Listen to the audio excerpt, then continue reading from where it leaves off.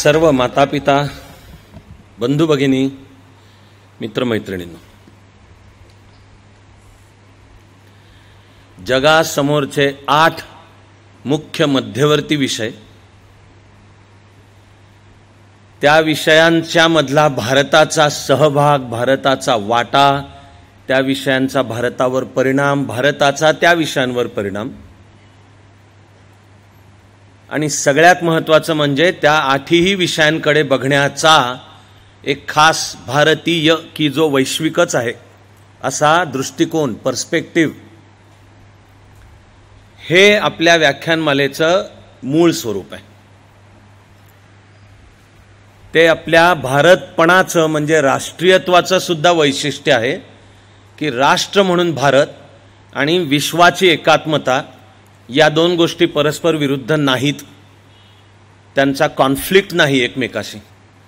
21व्या शतक भारताचे मध्यवर्ती कल्पनाच आहे की आता हे येऊ घातलेलं आलेलं शतक तुमचं माझं म्हणजे भारताचं होणे,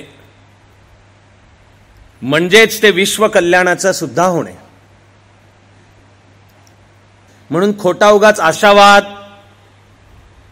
अतिरेकी राष्ट्रवाद नावाचा काही प्रकार किंवा स्वतःचीच पाठ थोपटून घ्यायची म्हणून म्हणायचे 21व्या शतक भारताचे, हा नाहीये प्रकार।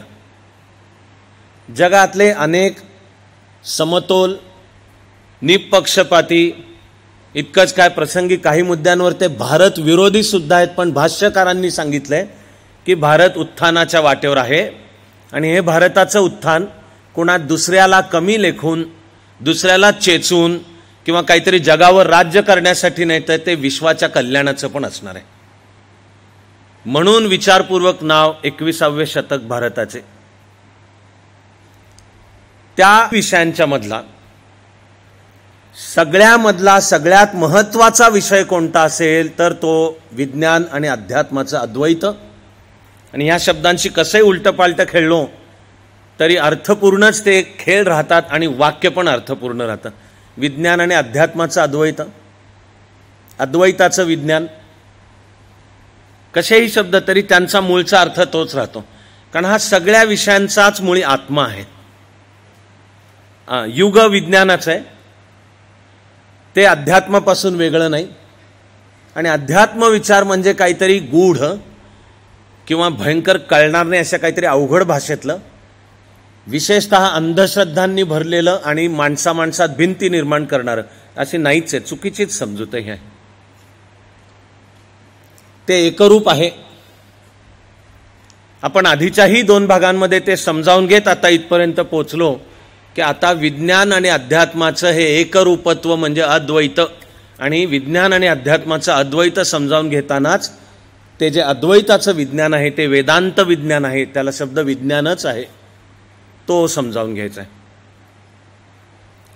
तो सगळा विचार एका अतिशय साध्या शब्दरचनेत येतो की ज्याने मी माझं बोलणं चालू करतो, आणि ते आता गेली अनेक वर्ष नीट विचारपूर्वक आहे।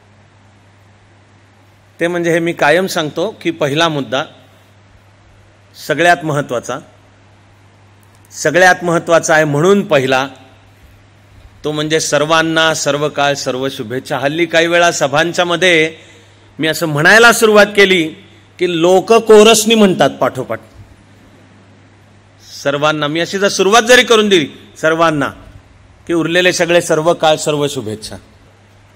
सर्व विश्वाप्रती मुळात अंतःकरणात सदिच्छा असणे हे विज्ञान आणि अद्वैताच्या विज्ञान आणि अध्यात्माच्या विचाराच्या एकरूपत्वाचा आविष्कार आहे।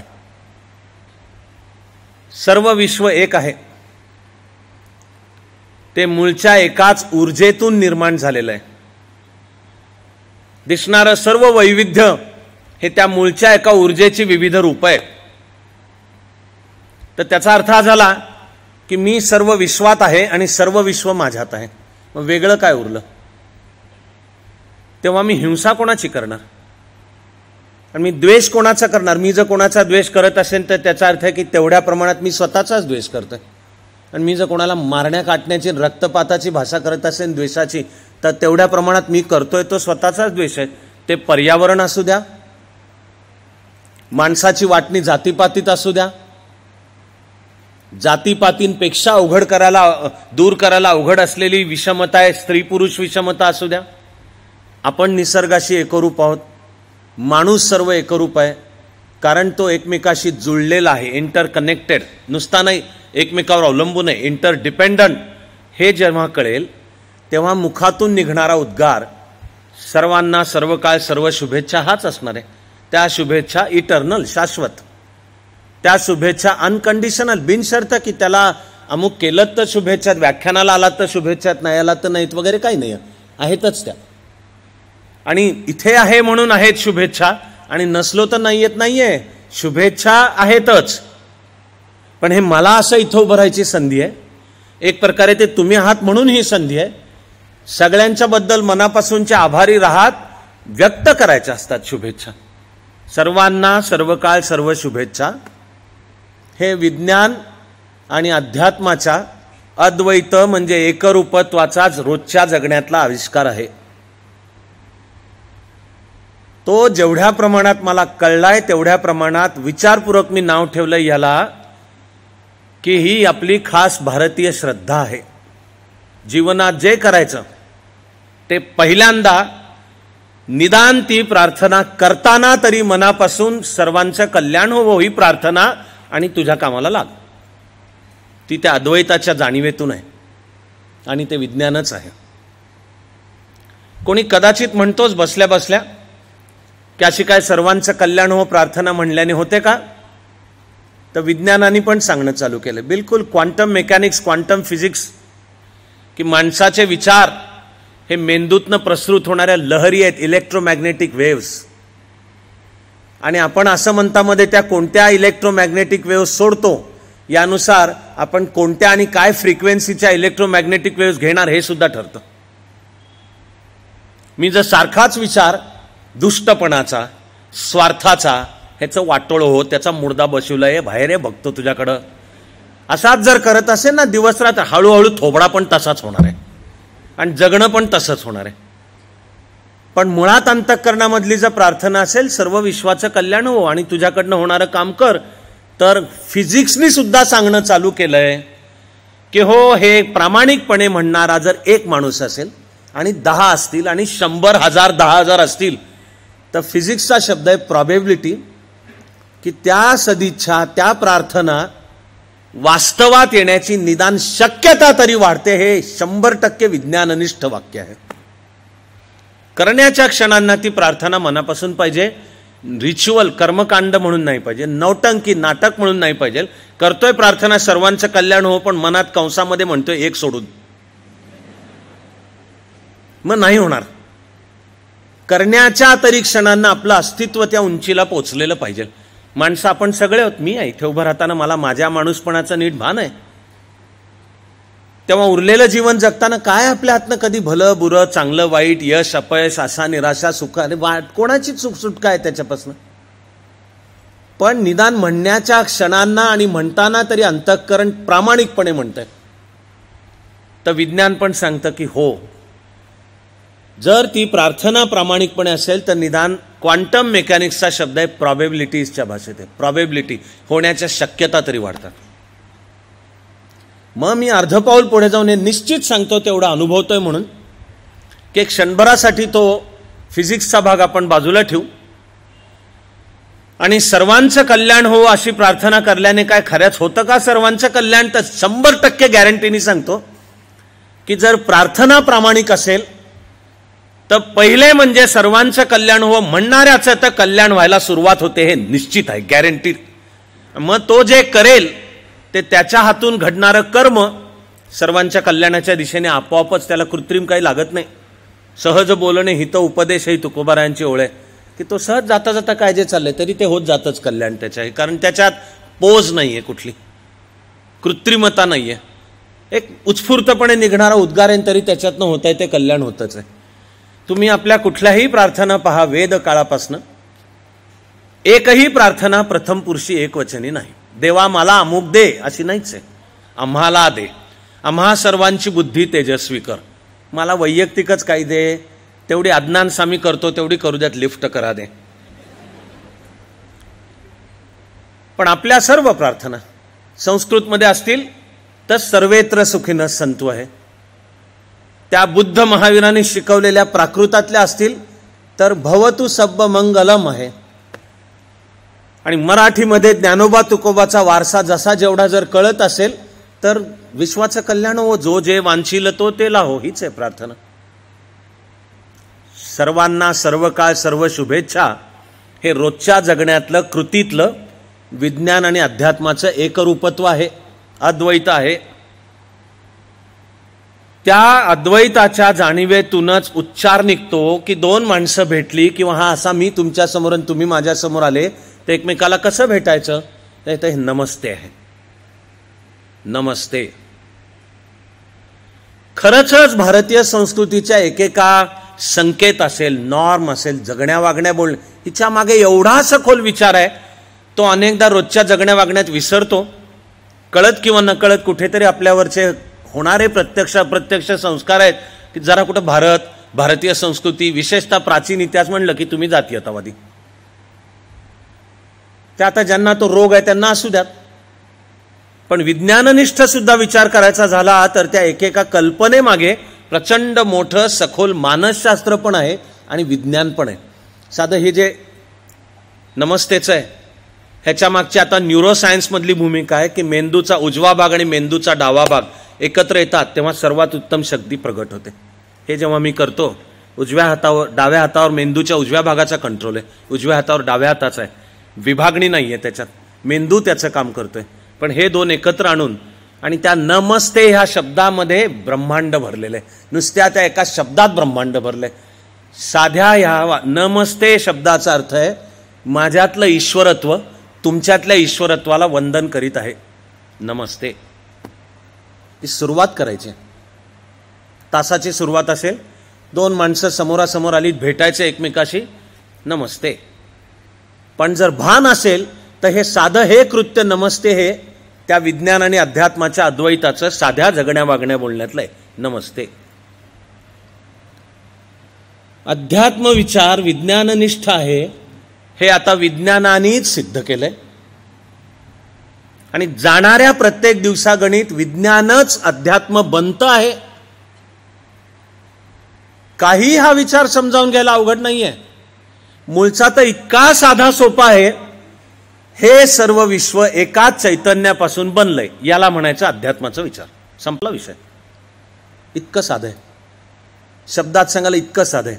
मग आता हे विश्व एकाच चैतन्यापासून बनलंय, ते ज्याच्यापासून बनलंय ते चैतन्य आहे, कारण ते चैतन्य असणे किंवा ते जड रूपामध्ये व्यक्त होणे ह्या दोन वेगळ्या गोष्टी नाहीच आहेत.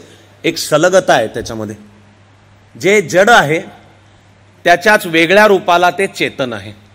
जे चेतन आहे ते या विश्वात 3+1 भौमितिक इहवादी जडवादी जगात व्यक्त होताना ते जड होऊन व्यक्त होतं.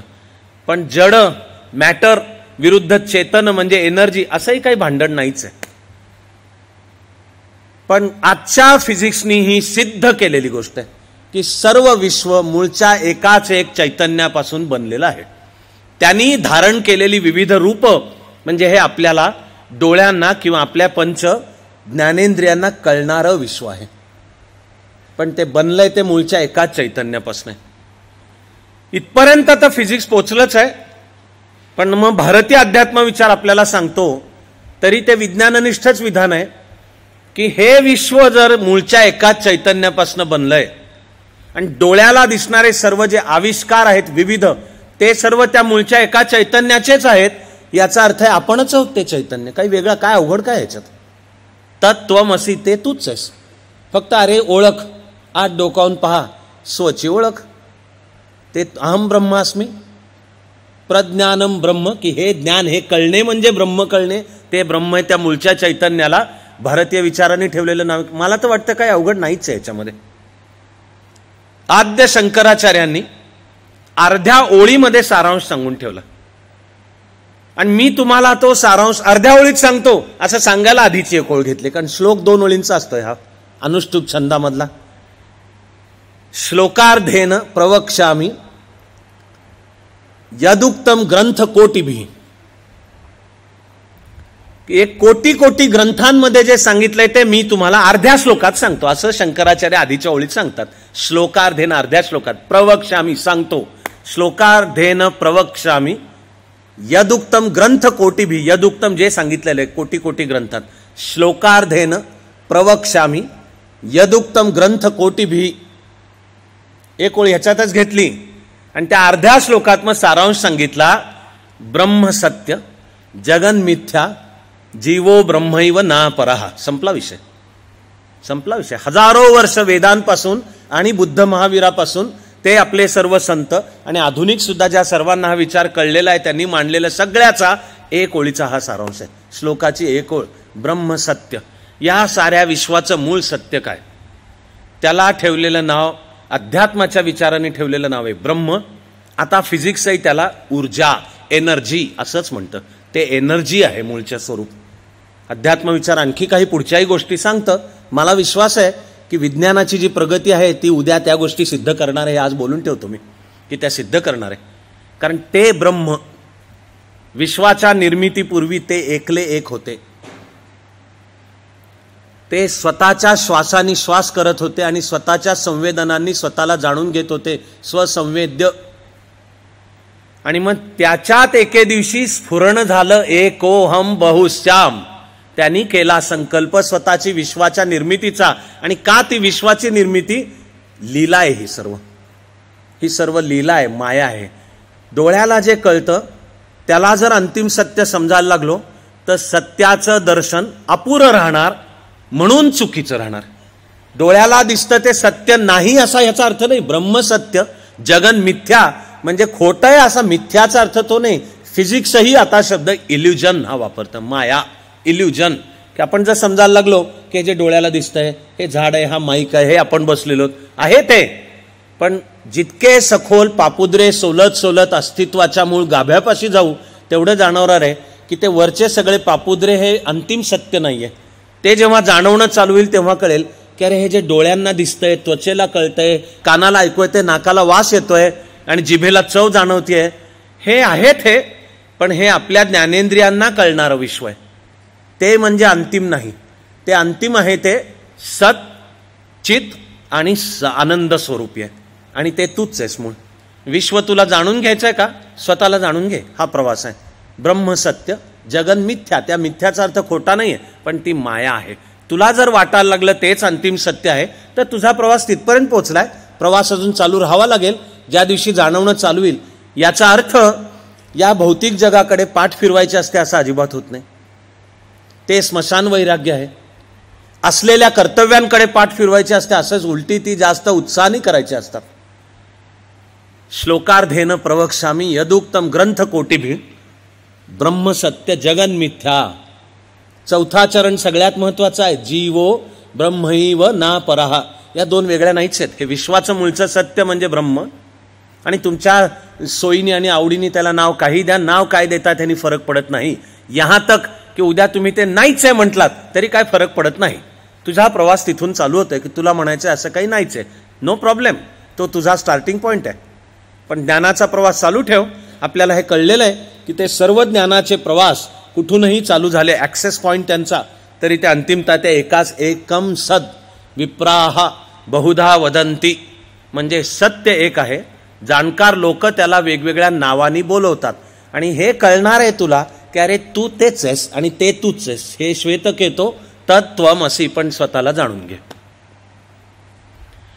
आपला हा विज्ञान आणि अध्यात्माचा अद्वैत विषय बोलण्याचा आपोआप जुळून आलेला दिवस इतका छान आणि खरंच इतका पवित्र जुळून आला. त्याच्या मागे काही मुद्दाम केलेलं डिझाईन नाहीये. उलट मूळचं डिझाईन उलट काही वेगळं होतं. माझ्या परिभाषेत मी म्हणेन ईश्वराची जणू इच्छा असावी की स्वातंत्र्यवीर सावरकरांच्या 102व्या पुण्यतिथीला हा विषय बोलला जावा आपोआपच, आणि समारोप त्याचा. आधुनिक काळातले सावरकरही असे व्रतस्थ आणि तर्क कठोर असे ऋषीच की ज्यांना सगळं असं त्या विज्ञानाच्या कठोर निकषावरच तोलून घ्यायचंय सर्व.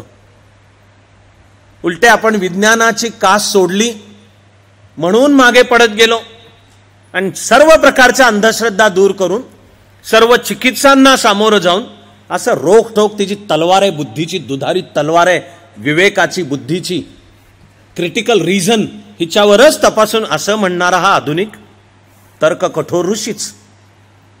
त्यांचे विज्ञाननिष्ठ निबंध वाचले पाहिजेत आपण. सावरकरांच्या विज्ञानाला आणि कुठल्याच अध्यात्माच्या विचाराला चिकित्सेचं वावडं नाहीच आहे. किंबहुना अध्यात्मासकट ज्या विचाराला चिकित्सेचं वावडं वाटेल याचा अर्थ काहीतरी दुबळेपणा आहे. त्या विचार कशाची तुम्हाला भीती वाटते? करा ना चिकित्सा. हे लक्षात ठेवा की चिकित्सा हे शस्त्र पण दुधारी आहे बेटा. तू माझ्या विचारांची कर, मी पण तुझ्या विचारांची करणार आहे. आणि असं मिळून आपला वादे वादे जायते तत्वबोधा असा प्रवास चालू राहू देत. अजिबात चिकित्सेची भीती बाळगण्याचं कारण नाहीये.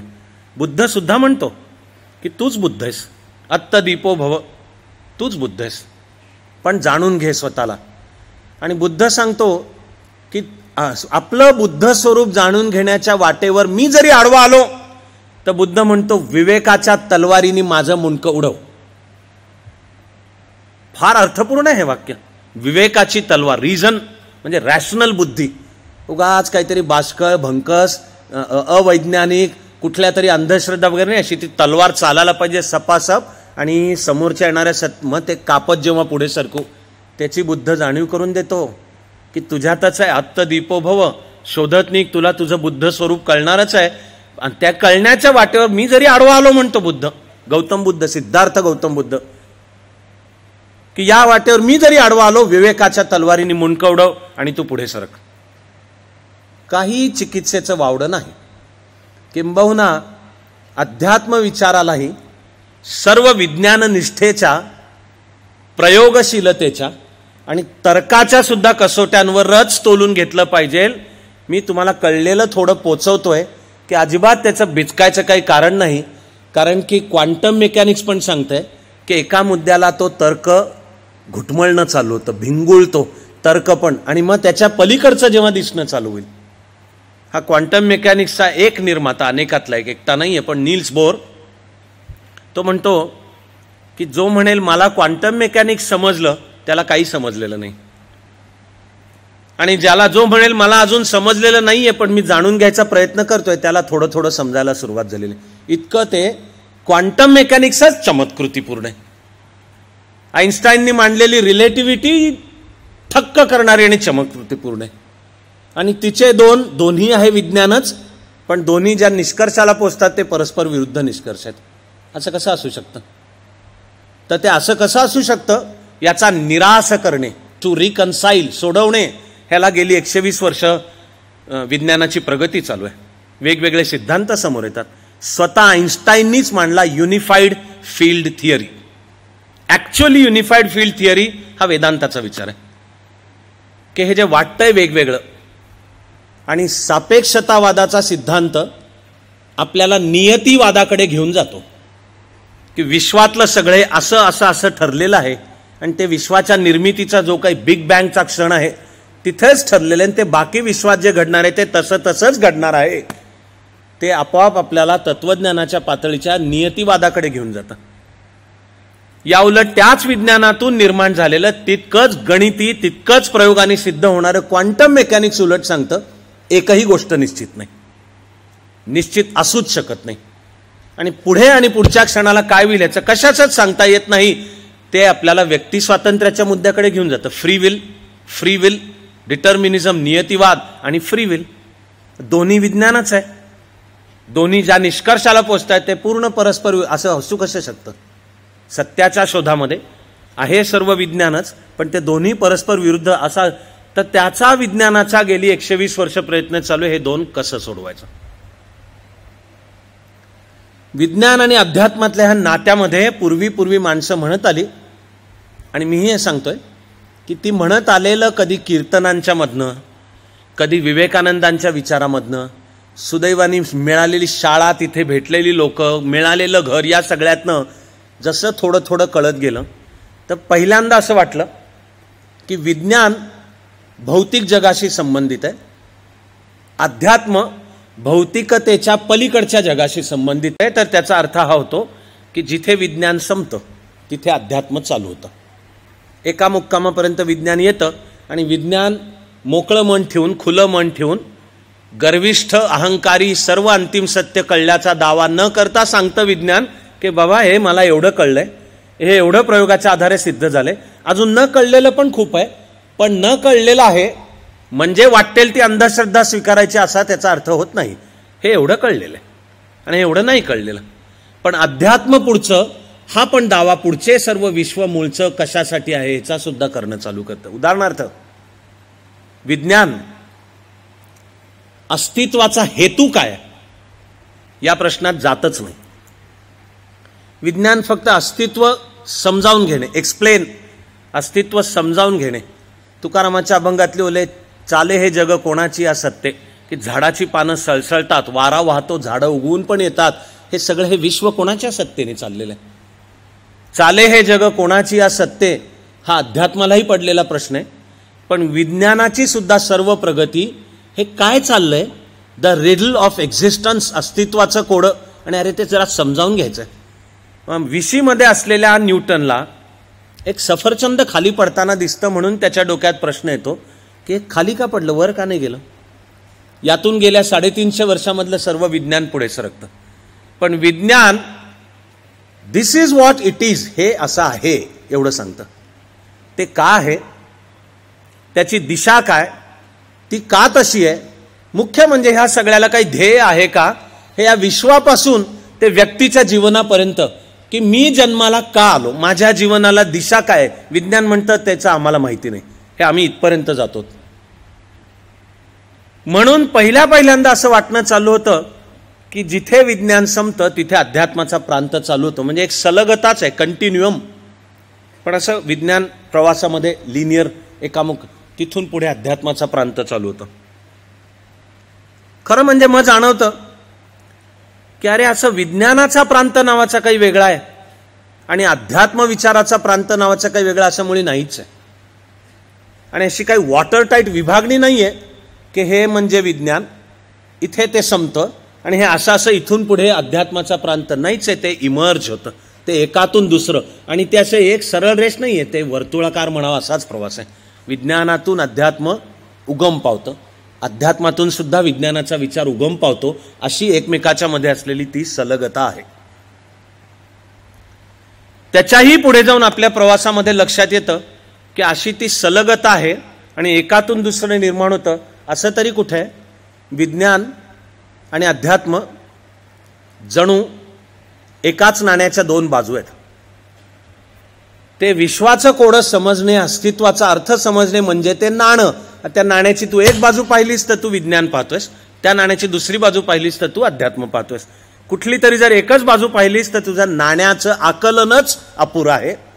तू त्या पाहिलेल्या बाजूला जर मला आता आकलन, परसेप्शन माझं परिपूर्ण झालं मानायला लागलास, तुझं आकलन अपुरं आहे. दोन्ही बाजू समजावे लागणार आहेत. म्हणून नाण्याच्या दोन बाजू आहेत.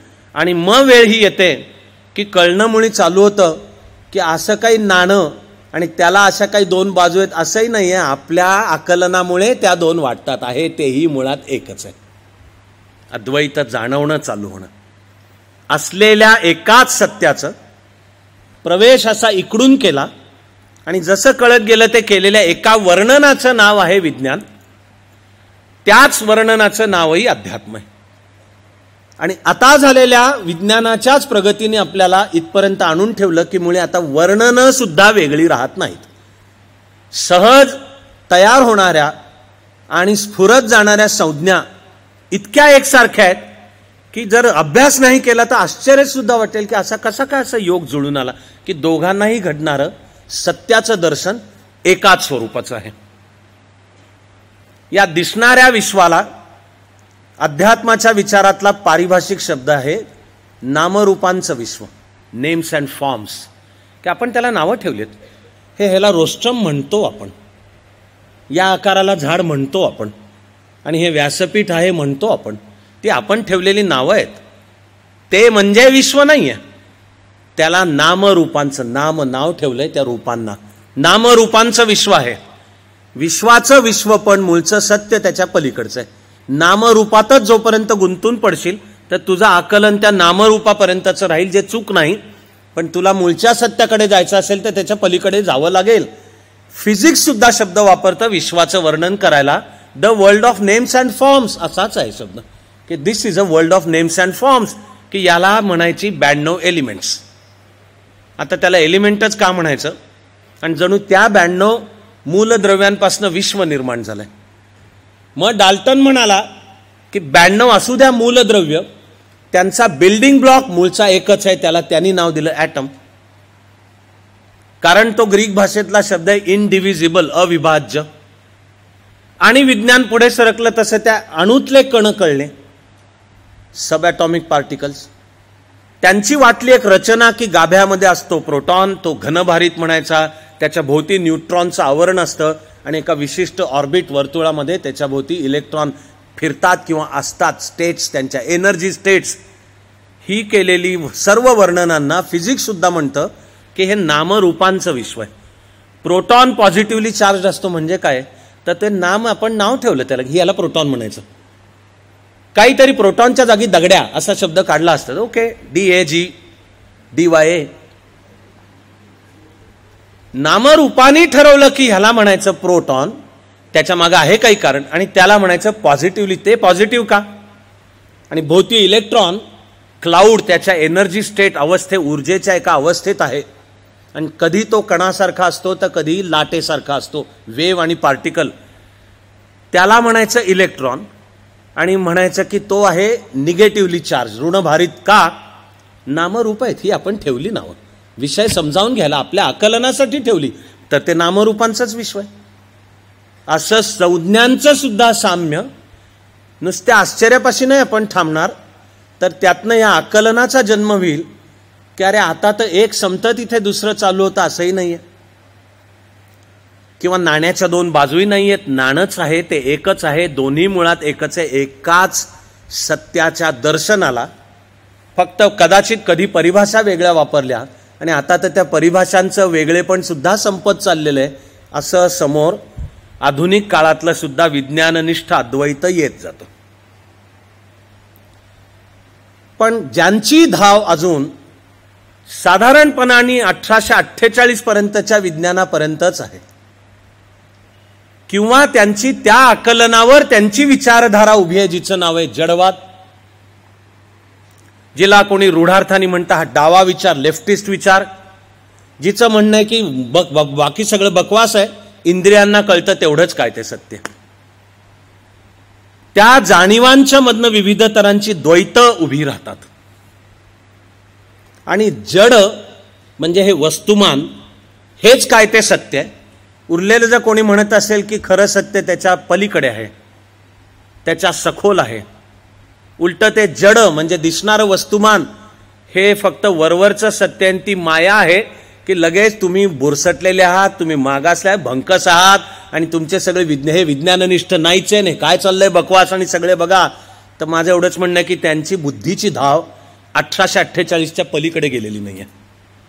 वर्ष 1848 म्हणण्याची दोन कारणं आहेत.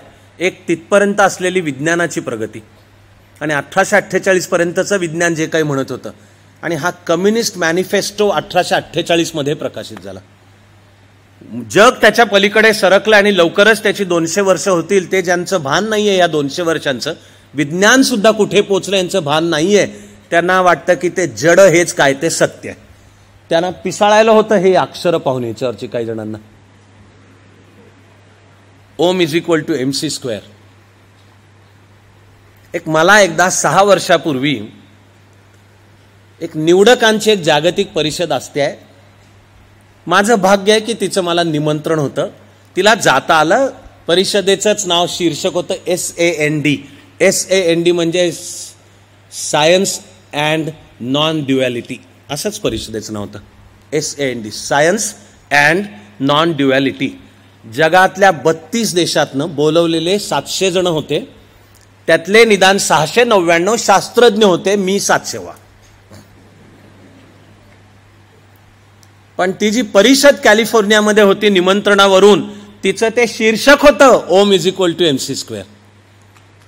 ते ज्यांनी ते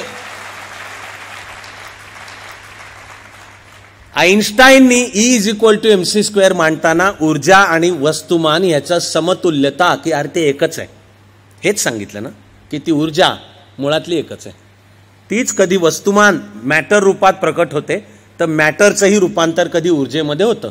E=mc². भारतीय विचारांनी तो वैदिक असू द्या किंवा अवैदिक असू द्या, आणि बौद्ध असू द्या, जैन असू द्या, शीख असू द्या, यांनी सगळ्यांनी त्या विश्वाच्या मूळच्या सत्याचं सर्वात उत्तम एक प्रतीक ओंकार हे स्वीकारलेले. तस्य वाचकः प्रणवः, की तो ओंकार, त्या ओंकारावर प्रचंड संशोधन चालू आहे, की त्याच्या ध्वनिलहरी आणि फ्रिक्वेन्सीचा अभ्यास आणि ओंकाराच्या उच्चाराच्या विविध पद्धती आहेत. पण तुम्ही त्या ओंकाराचा उच्चार कसा करता ह्याचा तुमचं शरीर, तुमचा श्वासोश्वास, मेंदूचं कामकाज, रक्ताभिसरण, लंग्सचं फुफ्फुसांचं कामकाज, किडनीचं, ह्याच्यावरचे परिणामांवरचे आता जगभर संशोधनं झाली आहेत. आणि ते काहीतरी बाष्कळ नाहीये, उलट ज्यांचा ते संशोधन माहिती नाही ते पिसाळतायत, तर त्यांना जाऊ द्या 1848 मध्ये रमून पडू द्यात त्यांचे त्यांना. विश्वाच्या मुळाशी एकच एक चैतन्य आहे, हे जे विज्ञाननिष्ठ सत्य आहे, त्या चैतन्याचं प्रतीक स्वीकारलेलं आहे भारताने हजारो वर्ष, ओंकार. त्यामधून त्या त्याचे जे आयोजक होते त्यांना वाटलं की याचं शीर्षक द्यावं Om=mc². जगामध्ये प्युअर फिजिक्स विशेषतः संशोधन करणारी बहुधा म्हणता येईल जगातली नंबर 1 ची संस्था युरोपमध्ये जिनिव्हाला आहे. जिनिव्हा, तिचं नाव CERN आहे, CERN. ते मूळचं CERN फ्रेंच शब्द आहे. तो फ्रेंच असल्यामुळे मी लक्षात ठेवण्याच्या फंदात पण पडत नाही, पण तो CERN आहे, European centre for nuclear research. फक्त ते अल्फाबेट्स उलटी पालटी होतात कारण तो शब्द फ्रेंच मधला आहे, त्यामुळे CE, तर ते इंग्लिशमध्ये अँग्लो सॅक्सनमध्ये म्हणताना ते आहे युरोपियन सेंटर, आणि RN ते आहे न्यूक्लिअर रिसर्च. बहुधा ब्रिटिश आयलंड आणि कॉन्टिनेंटल युरोप म्हणजे मुख्यतः फ्रेंच ह्यांच्या डिस्लेक्सिया ॲप्साप, त्यामुळे अक्षरांची अशी उलटापालट होते. पण ही जी CERN ही जिनिव्हाला संस्था आहे, ती पार्टिकल फिजिक्स हिच्यावरचं सर्वात अद्ययावत संशोधन करणारी संस्था आहे. ती युरोपीय समुदायातले सगळ्या देशांनी एकत्र येऊन फंडिंग देऊन तिच्यावर पूर्ण रिसर्च चालू आहे. पार विश्वाची उत्पत्ती, ब्लॅक होल, हिग्स बोझॉन नावाचा कण, आणि त्यातून जड इनर्ट असलेल्या वस्तुमान मॅटरमध्ये ऊर्जेचा प्रवेश कसा झाला, आणि ह्या सर्व विश्वाची निर्मिती होणं, तिचं सिम्युलेशन, त्या विश्वाची निर्मिती ते तिथे करून पाहतात, कंडिशन्स तशा तयार करून, आणि या कण अणुभौतिकीचं पूर्ण संशोधन करतात. तर मला भाग्य लाभलेलं आहे त्या CERNला भेट देण्याचं सुद्धा, पाहण्याचं. जिथे पाऊल टाकता तुम्ही तिथे दारात नटराजाची मूर्ती आहे, नटराज, नृत्य करणाऱ्या नटराजाची मूर्ती आहे, आणि खाली त्याचा खुलासा मांडलाय की पार्टिकल फिजिक्स आणि अणू हे एक ऊर्जेची अवस्था, आणि तिच्यामध्ये जो ऊर्जेचं नृत्य चालतं, डान्स आहे, त्याचा अभ्यास करणाऱ्यांसमोर ती उभी राहिली की अरे हे सगळ्यात उत्तम प्रतीक आहे. आणि हे भारतीयांनी मांडलेलं की शिवशक्तीचं, विश्वाच्या निर्मितीचं तांडव आहे, आणि त्याच्या त्या वेगवेगळ्या मुद्रा आहेत, तो म्हणजे ऊर्जेचा नृत्य आहे, कॉस्मिक डान्स, की या ऊर्जेचं ते नृत्य, तिचं हे प्रतीक. त्या नटराजामध्ये शास्त्रज्ञांना सुद्धा वाटलं की प्रतिकात्मक मांडणी, रिप्रेझेंटेशनसाठी सगळ्यात उत्तम हे आहे. CERNच्या दाराशी नटराज आहे, त्यांना ॲलर्जी नाही त्याची, की लगेच पिसाळलेच आहेत, लगेच ते जातीयतावादीत झालं, लगेच ते सेक्युलरवादाला विरुद्ध आहे. विज्ञाननिष्ठ अभ्यासाच्या आधारावरच पोचतात. पण ज्याला मी 1848 पाशी पोचलेली धाव, कारण कम्युनिस्ट मॅनिफेस्टो मांडताना तो 1848 मध्ये झाला, प्रकाशित आपल्या महात्मा फुलेंनी इथं पुण्यामध्ये मुलींसाठीची पहिली शाळा त्याच वर्षी काढली, आणि लोकहितवादी शतपत्रे लिहित होते तोही तोच काळ आहे. तिकडे युरोपमध्ये कम्युनिस्ट मॅनिफेस्टो प्रकाशित झाला. त्यामध्ये हे मित्र जोडगोळी होती, कर्तबगार, मार्क्स आणि एंगल्स. त्यातल्या एंगल्सचं एक फार छान वाक्य, कारण मूळ मार्क्सही म्हणतो, many have described the society, our task is to change it. अनेक विचारवंतांनी समाजाचे वर्णन खूप जणांनी केलंय हो, तऱ्हातऱ्हांचं. आपल्याला परिवर्तन घडवायचं आहे, आपल्याला शोषण विरहित, जाती वर्ग विरहित, माणसाच्या शोषणातून, माणसाकडून होणाऱ्या माणसाच्या शोषणातून मुक्ती करणारी अशी एक आदर्श समाज व्यवस्था, त्याला त्यांनी नाव समाजवाद उर्फ साम्यवाद दिली. ही करायची ना, म्हणजे कामाला स्वतःला कोणत्या लावलंय? Our task is to change it. आपल्याला परिवर्तन घडवून आणायचंय. मार्क्सच्या त्या विचाराचा धागा धरून एंगल्स म्हणतो की आपलं उद्दिष्ट परिवर्तन घडवणे हे आहे. एंगल्सचा असा एक उतारा आहे की विश्वाच्या मुळाशी जे आहे ते जड आहे की चेतन आहे. एंगल्स म्हणतो याचा निर्णय करताच येणार नाही कधी. एंगल्स म्हणतो याचा निर्णय नाही करता येणार आहे. एंगल्स म्हणतो आपल्याला काहीतरी गृहीत स्वीकारून जगावं लागेल. आपल्याला स्वीकारावं लागेल की माझं हे आहे आणि मग पुढे आपण त्याच्यानुसार. हे सर्वाचं भान ठेवून आणि ते सांगून एंगल्स म्हणतो की आम्ही विश्वाच्या मुळाशी जड आहे आणि त्या जडाला वेगवेगळ्या रचनेमुळे चेतना किंवा जाणीव नावाचा गुण प्राप्त होतो. Emergent quality. जडाची अशी विशिष्ट, त्याला मग त्यातनं कॉन्शियसनेस, संवेदना नावाची निर्माण होते. बाकी मेंदू, बुद्धी वगैरे हे त्याचे बाय प्रॉडक्ट्स आहेत. आहे ती जड, मॅटर, इनर्ट, निर्जीव जडाची ती रचना आहे. तर एंगल्स म्हणतो की आपलं मुख्य काम परिवर्तन हे आहे. म्हणून आपण हे गृहीत स्वीकारतो आहोत की जगाच्या, विश्वाच्या मुळाशी जड आहे. कारण एंगल्सचं करेक्ट मूळचं वाक्य आहे, बिकॉज मॅटर इज मॅन्युप्युलेबल, परिवर्तनीय. की आपलं उद्दिष्ट मुख्य परिवर्तन आहे ना, तर ऊर्जा ती एकच आहे. काम डाल्टननी सांगणं चालू केलं होतं ॲटम, पण काय माहिती आपल्याला आहे नाही. हे दिसतंय ना, हे डोळ्याला हे दिसतंय ना, हे पंचमहाभूत दिसतायत, ती कळतायत. आणि many have describe the society, our task is to change it. खूप जणांनी वर्णन केलं आपल्याला बदलायचं आहे. मग बदलता काय येतं? तर 1848च्या चित्रामध्ये ऊर्जेवर कुठं नियंत्रण होतं? सगळं कळत होतं का? अजून कळणं चालू होतं. पण मॅटर, वस्तुमान येतं ना बदलता. तर our task is to change it आणि मॅटर इज मॅन्युप्युलेबल. ते म्हणून गृहीत स्वीकारायचं आहे की मॅटर. कदाचित 1848 मध्ये तो जे म्हणत होता ते त्यावेळच्या विज्ञानाच्या प्रगतीला धरून होतं असं म्हणणं काय वावगं ठरणार नाही. पण विज्ञान आता खूप पुढे सरकलंय. 1848 मध्ये मॅटर वॉज मॅन्युप्युलेबल. आता सो इज एनर्जी, की ऊर्जा सुद्धा मॅन्युप्युलेबल आहे.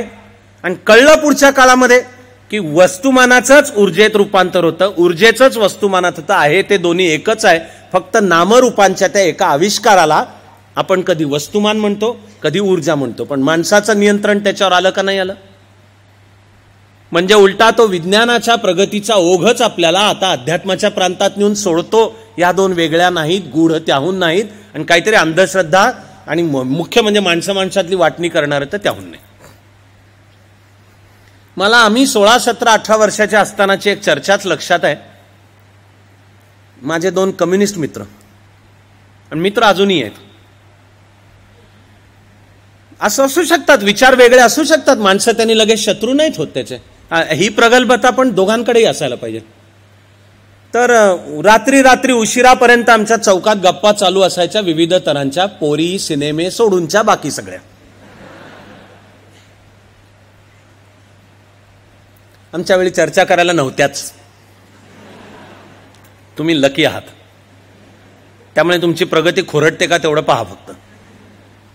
पण घनदाट घमासान चर्चा रात्री उशिरापर्यंत. काय की मी मांडतोय त्यांना सगळा अध्यात्माचा विचार, आणि ते जे अंगावर धावूनच येत आहेत की अध्यात्माचा विचार म्हणजे बकवास आहे, ही भटशाही आहे, हे मुठभर पुरोहितांनी बहुजनांचं शोषण करायला निर्माण केलं सगळं कर्मकांड लचांड आहे.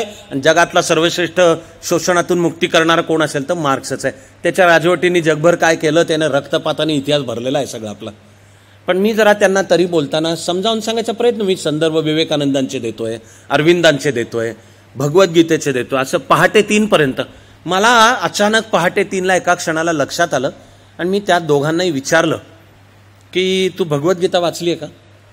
ते एकदम अंगावर असं झुरळ पडल्यासारखं हे असं काय, हे भगवद्गीता काय? भगवद्गीता म्हणजे बुरसटलेलं मागासलेलं सगळ्याचे. भगवद्गीता काय वाचले? हे भगवद्गीता नाही वाचलेली. म्हटलं शांकर भाष्य वाचलंयस का? आणखी पुन्हा झुरळ अंगावर. ब्रह्मसूत्र वाचली आहेस का? नाही. बरं काहीतरी उपनिषद काहीतरी नाही वाचलेले. विवेकानंद, अरविंद काही नाही वाच. मग सांगितलं सुटायचं इथून पहिले. त्याला मी इथून सुटायचं पहिले. हां, ज्या दिवशी ते वाचशील त्याच्यानंतर माझ्याशी चर्चा कर. कारण मी जे तुझ्याशी चर्चा करतोय अख्खा मार्क्स, एंगल्स, लेनिन, माओ आणि सगळे आत्ताचे आधुनिक सगळे, ग्रामची, हेबरमास, मी तुझ्याशी वाचून चर्चा करतोय. माझं ज्ञानाचं आकलन एकांगी नाही. आम्ही समाजवाद समजावून घेताना तो समाजवादी व्यक्तींकडनं समजावून घेतला. मनातले आधीचे पूर्वग्रह ठेवून समाजवाद किंवा साम्यवादी विचारच कसा चुकीचा आहे आणि फक्त ते जिथे भोकं कुठं दिसतात तेवढीच शोधायची फाडायचं ते असं दृष्टिकोन घेऊन नाही. त्याला ते बौद्धिक शिस्तच चुकीचे. शिकायचं असेल तर शिकताना तो विचार मला हा कळला पाहिजे असा समजावून घे, नंतर तुला करायचं ते भाष्य कर ना. पण मी त्याला सांगतोय, भाऊ मी मूळचा दास कॅपिटल वाचलाय, कम्युनिस्ट मॅनिफेस्टो वाचलाय, मार्क्सचे सगळे ग्रंथ, लेनिन माझ्या त्यावेळचे आहे. 70चं दशक होतं, अजून साम्यवादी समाजवादाचं सुवर्णयुग चालू होतं. पण घरचे कप्पे, एक अख्खा कप्पा असा लेनिनची पुस्तकं, माओची पुस्तकं. तू वाचलं का गीता, ब्रह्मसूत्र, शांकर? तू कशाच्या आधारावर बकवास करतोय? तुझं आकलनच एकांगी आहे, तर तू सुटायचं. आणि ज्या दिवशी ते वाचशील त्याच्यानंतर माझ्याशी चर्चा कराल ये. तो काय आलेला नाही गेल्या 40 वर्षात चर्चा करा. त्याच्या न येण्याने काही फरक पडत नाही. पण ज्यांना दृष्टी खुली ठेवायची त्यांनी आता गेल्या विशेषतः एक 40 ते 50 वर्षात तर वाङ्मयाचा, विज्ञानाचा, संशोधनाचा एक असा अख्खा प्रकार समोर आला आणि विकसित झालाय. मला म्हणायचे, अरे तुला तुझी बौद्धिक शिस्त आहे का नाही, की दृष्टी खुली आहे, अशी झापडं नाहीत लावलेली. आणि येऊ द्या ना ज्ञान सगळीकडनं. तुझ्या मेंदूमध्ये ते तोलून पहा आणि नंतर तू ठरव. तर एक सांगत राहिलो तर मध्यरात्र पुरणार नाही इथपर्यंत त्याचे नुसते मूळचे आधार आहेत. आधार की अरे बाबा, अरे हे वाच, फ्री ऑफ कॅप्रा. हा बर्कले विद्यापीठामधला फिजिक्सचा आधी प्राध्यापक, मग संशोधक, मग मोठा, त्याचं नाव, त्याचे नोबेलला समकक्ष अनेक त्याला पुरस्कार मिळत गेले. त्याला फिजिक्सचा अभ्यास करताना जाणवत गेलं की अरे हा भारतीय, तो विचार वैदिक असू द्या अथवा बौद्ध, याचं आपण जे फिजिक्सचा अभ्यास करतो आणि फिजिक्स जिकडे चाललंय त्याच्याशी फार साम्य आहे. म्हणून त्यांनी त्याची ती विज्ञानाची सगळी बैठक शिस्तीची वापरून एक ग्रंथ लिहिला. तो आता आदर्शवत आहे, त्याचं नाव ताओ ऑफ फिजिक्स. पुढे सुद्धा त्यांनी खूप काही लिहिलं. टर्निंग पॉइंट, तो म्हणतो या अध्यात्माच्या जाणीवेतून मानवताच एका मूलभूत परिवर्तनाच्या उंबरठ्यावर उभी आहे आणि केवळ जडवादी विश्व, यातून निसर्ग ही लुटण्याची गोष्ट आहे आणि मला आणखी हवा असं भोगवादी, यातूनच शोषणाची व्यवस्था निर्माण होते आहे. उलट जेव्हा कळणं चालू होईल की आपण त्या सर्व विश्वाशी एकरूप आहोत, माझ्यात विश्व आणि मी विश्वात आहे, तर हे शोषण दूर होईल असं सांगून त्यांनी पुढे हे टर्निंग पॉइंट हा ग्रंथ आहे. मग त्यांनी त्यानंतर भारताला भेट दिली. वेब ऑफ लाईफ असं पुढच्या एका ग्रंथाचं नाव आहे त्याच्या.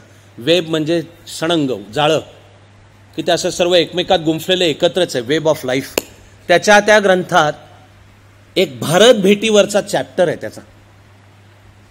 आणि फारच जर डोक्यामध्ये विष नसेल तर मला वाटतं की भरून येतं ते वाचताना की अरे ह्याला आजही तो आला ते 70चं दशक थोडं नंतरचं असेल. दुर्दैवाने तुमच्या माझ्यामध्ये आजही दारिद्र्य आहे, विषमता आहे, हिंसा आहे, गुन्हेगारी आहे, स्त्रियांविरुद्धची गुन्हेगारी आहे, सार्वजनिक जीवनातली अस्वच्छता आहे, पचापचा थुंकणं आहे. मीच समकालीन वास्तवाबद्दल मनामध्ये कमालीचा दुःखी, नाराज आणि संतापलेलो आहे. हा 70च्या तर दशकात येत होता. त्यांनी त्यावेळेचा, आत्ता तर काहीतरी खूप काही चांगलं घडलेलं आहे त्यावेळेचा, तरी त्याला जो भारत पाहायला मिळाला आणि त्याला त्या भौतिक विपन्न अवस्थेच्या पलीकडे जाऊनचा भारताचा रसरशीत असा आत्मा कळला.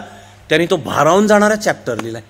तो म्हणतो तीर्थक्षेत्र आहे आणि प्रत्येकाने जावं असे एकदा ना एकदा तरी भारताचं आणि या भारताच्या या अध्यात्म प्रवण आत्म्याचं दर्शन घडलं, असा त्याचा त्या वेब ऑफ लाईफ मधला चॅप्टर आहे. असे त्याचे अनेक ग्रंथ. दुसरा एक मूळचा पत्रकार, पण अभ्यासात त्याला काही गोष्टी जाणवत गेल्या. त्यांनी ठरवलं जरा मला हा तौलनिक अभ्यास करायचा आहे, अत्याधुनिक विज्ञान आणि हा भारतीय, तो वेदांताचा विचार असू द्या किंवा बौद्ध, आणि तिकडे चीनी परंपरेमध्ये तो लाओ त्से हा विचारवंत, त्याच्या तत्वज्ञानाला ताओ, तो जवळजवळ बौद्ध विचार आहे सर्व. ह्या गॅरी झुकॉवनी डान्सिंग वुली मास्टर्स या नावाचा ग्रंथ लिहिला. तो पण 70चं दशक आहे, late 70s, dancing woolly masters. असं करत करत पुढे सरकत राहिलं. एक बायोलॉजी मधला आजच्या तारखेचा विश्वविख्यात शास्त्रज्ञ आहे रुपर्ट शेल्ड्रेक. ह्याची बायोलॉजीवरची पुस्तकं आहेत आणि तो सांगतो की उत्क्रांती हा जाणीवेचा विकास आहे. तो सांगतो उत्क्रांतीचा प्रत्येक पुढचा टप्पा म्हणजे जड वस्तूची काहीतरी रचना झाली आणि डार्विन म्हणाला तसं रॅन्डम सिलेक्शन किंवा म्युटेशन चान्स ह्याच्याद्वारा काहीतरी निर्माण झाला जीन आणि मग ती स्पीसीज पुढे वाढत गेली. कारण फिटनेस म्हणजे survival of the fittest Rupert Sheldrake त्याच्या ग्रंथांच्या मध्ये नीट प्युअर बायोलॉजी मांडून हे सांगतो की उत्क्रांती जडाची नाही आहे, जाणीवेची आहे. हे योगी अरविंदांनी पण मांडलंय आणि हे मांडून सांगितलंय की माणूस त्या उत्क्रांतीतला सर्वात विकसित टप्पा. आपण जे सगळे बहुतेक सगळे 2-4 थोडे अपवाद सोडता 1848 मध्ये गुंतून पडलेले. आपल्याला बायोलॉजीचं नाव आहे होमो सेपियन सेपियन, विचार करणारा प्राणी. तर पॉंडेचेरीला सर्व संशोधन करताना योगी अरविंदजींनी मांडलं की ही उत्क्रांती थांबेल असं मानण्याचं काही कारण नाही आहे.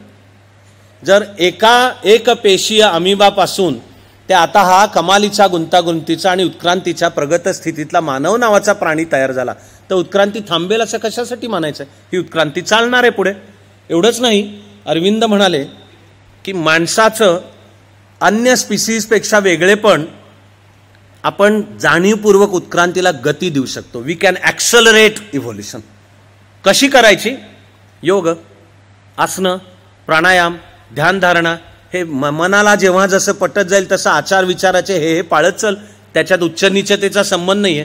तुझी उत्क्रांती होत राहणार आहे आणि त्यामधून एक नवा माणूस घडणार आहे आणि उत्क्रांतीचा पुढचा टप्पा सुद्धा गाठला जाणार आहे.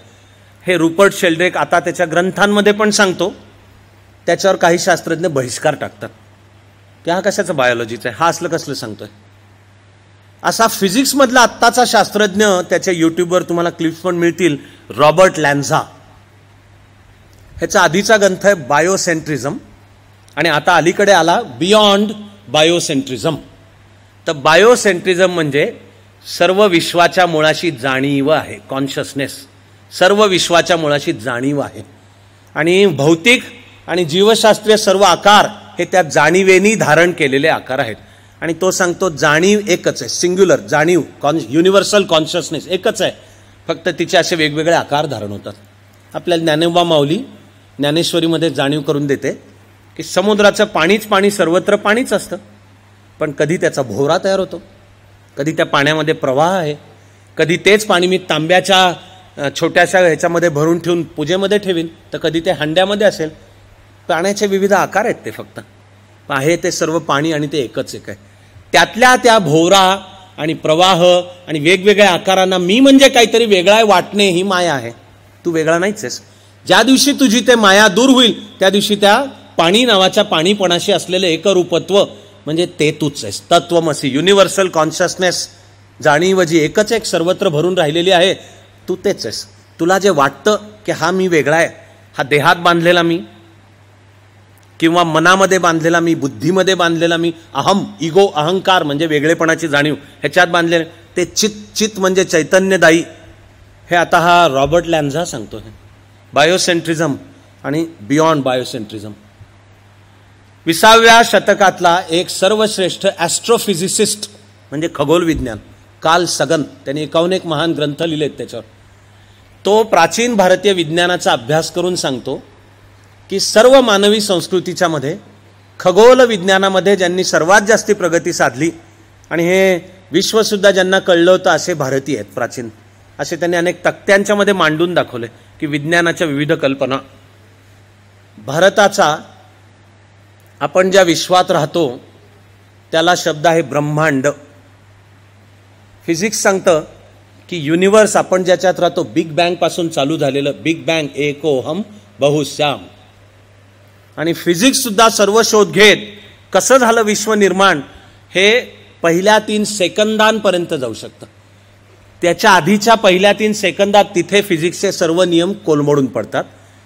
सगळे पुढे इमर्ज होतात. ते प्रस्फुरण, ती जे काही एकच एक होतं त्याच्यात ते प्रस्फुरण का झालं आणि मग एकोहम बहुश्याम, फिजिक्स म्हणतं माहिती नाही, उत्तर नाही, पण ते झालं. तर कार्ल सगन सांगतो की त्या निर्मितीपासून ते पुढे जी विश्वाची वाटचाल झाली आणि आता दुर्बिणींच्या द्वारा माणूस खगोलामध्ये पाहू शकतो. 14.5 बिलियन प्रकाश वर्ष एवढ्या अंतरापर्यंत. ते गणित करत बसा रात्रभर. आज 14.5 बिलियन प्रकाश वर्ष. आणि तरी विश्व संपतच नाही. आणि तरी विज्ञान सांगतं की त्या बिग बँग पासून जे प्रस्फुरणातून विश्व निर्माण झालं, ज्यात आपण राहतो, त्याचा आकार अंडाकृती आहे. मग आता विज्ञान सांगतं त्या थिअरीचं नाव आहे मल्टीव्हर्स थिअरी. ही क्वांटम मेकॅनिक्सवर आधारित आहे. मल्टीव्हर्स, की आपण राहतो ते एक विश्व आहे, त्याला विज्ञानाचं नाव आहे युनिव्हर्स. पण विज्ञान सांगतं की ते एक आहे. अशी अनेक आहेत. आणि किती आहेत? अनंत कोटी. अनंत कोटी भारतीय विचारातला कायमचा आहे शब्द. घरी आई कधी कधी हरिपाठ सुद्धा जर म्हणत असेल तर सहज सुद्धा येणारा शब्द अनंत कोटी ब्रह्मांड. आणि मग अनंत कोटी ब्रह्मांड नायक म्हणजे त्या अनंत कोटी ब्रह्मांडांमध्ये जी एकच एक ऊर्जा म्हणजे चैतन्य भरून उरलेलं आहे ते तेच आहे. हे सगळे योगायोग समजायचे का? ते चुकू नये की हा शब्दाला ब्रह्मांड हा का वाटला शब्द, आणि असं एक नाही अशी अनंत कोटी का वाटला? तर मला म्हणायचं आहे की अरे विज्ञाननिष्ठा म्हणजे निदानाचा अभ्यास तर करशील का नाही? पण तो ज्यांनी केला त्यांनी हे सगळं साम्य मांडलंय. कार्ल सगन, जॉन ग्रिबिन, पॉल डेव्हिस, माझी यादी चालू राहील. अरविंदांचा शिष्य केन विल्बर कॅलिफोर्नियात राहतो आता. केन विल्बरनी स्टार्टिंग पॉइंट अरविंदांचा इंटिग्रल योग असा अरविंदांच्या त्यांनी जे काही तंत्र आणि विचार डेव्हलप केला त्याला नाव आहे. केन विल्बरचा स्टार्टिंग पॉइंट इंटिग्रल योग. त्याला त्यांनी सगळे आधुनिक ह्युमॅनिटी, सगळा आधुनिक विचार, पुढच्या काळात झालेली विज्ञानाची प्रगती सगळे एकत्र मांडून तो काही विश्वाकरता मांडतो. त्याची सर्व ग्रंथ रचना असामान्य आहे, प्रसंगी जरा अवघड आहे. पण सगळ्यानंतर तो विश्वाकरता जो कार्यक्रम मांडतो त्याला त्यांनी ठेवलेलं नाव आहे दी आत्मन प्रोजेक्ट. असंच नाव आहे त्याने, की हे विश्व आणि आपल्याला त्याच्या कल्याणासाठी, मानवतेच्या कल्याणासाठी त्याच्या प्रस्तावाचं नाव दी आत्मन प्रोजेक्ट. म्हणजे 1973 मध्ये त्यांनी लेखनाला सुरुवात केली. द स्पेक्ट्रम ऑफ कॉन्शियसनेस असं त्याच्या पहिल्या ग्रंथाचं नाव आहे, जाणीवांचा स्पेक्ट्रम. आणि त्याला 73 सालीपासूनच तो सांगतो की ते जाणीवांचे वेगवेगळे स्तर आणि त्याचा असा स्पेक्ट्रम, पण ते सगळे एकच आहे. ते योगी अरविंदांकडनं आलं. आणि केन विल्बरची कॅलिफोर्नियातली वाटचाल पुढे चालू राहते. विज्ञानाचं संशोधन करून आपल्याला वैज्ञानिक परिभाषेतला अध्यात्म विचार सांगितला जातोय. निर्विवादपणे 20व्या शतकातला एक श्रेष्ठ शास्त्रज्ञ स्टीफन हॉकिंग, तो अजून जिवंत आहे, राहावा, 100 वर्ष जगावा. त्याला मानवाचा अति अति अति दुर्मिळातला दुर्मिळ म्हणजे कोट्यवधींमध्ये एखाद्याला होतो असा मोटर न्यूरॉन डिसीज आहे. आणि तो बऱ्याच 40-50 वर्षांपूर्वीच समजला. डॉक्टरनी सांगितलं तुला जास्तीत जास्त 2 वर्ष आयुष्य आहे, पण तो आहे आपल्यामध्ये 50 वर्ष. फक्त मेंदूचं उरलेलं शरीर आणि नर्व्हस सिस्टीमशी संपर्क तुटत गेला. मधल्या वर्षातल्या संगणकाच्या प्रगतीमुळे आता त्याच्या मेंदूचे नर्व फायबर फक्त असे 2 बोटांशी ते शिल्लक आहे. आणि मग अमेरिकेतल्या संगणक तज्ज्ञांनी तो त्या 2 बोटांच्या आधारावर चालवेल असा कॉम्प्युटर तयार केलाय. तर सध्या स्टीफन हॉकिंग त्याच्या व्हीलचेअरमध्ये असतो. उरलेलं सगळं शरीर लोळागोळा आहे, पण मेंदू काम करतोय. आणि तो मेंदू करतोय ते सगळं तो त्या 2 बोटांच्या मधनं व्यक्त करतो. प्रेरणादायक आहे त्याचं आयुष्य. तो अशा स्थितीतही जगभर प्रवास करतो. कमालीचं चित्त थरारक आणि प्रेरणादायक आहे. हा स्टीफन हॉकिंग अगदी अलीकडेपर्यंत कट्टर जडवादी होता. पत्नीशी त्याचा डायव्होर्स या मुद्द्यावर झाला. ज्या पत्नीनी याला मोटर न्यूरॉन डिसीज आहे आणि 2 वर्षाचा सोबती आहे हे माहिती असून त्याच्याशी विवाह केला, कारण ती ईश्वर वगैरे कल्पनेवर विश्वास ठेवत होती. तिची श्रद्धा की हे याच्याकडे लक्ष देणे हेच ईश्वराने माझ्यावर सोपवलेलं काम आहे.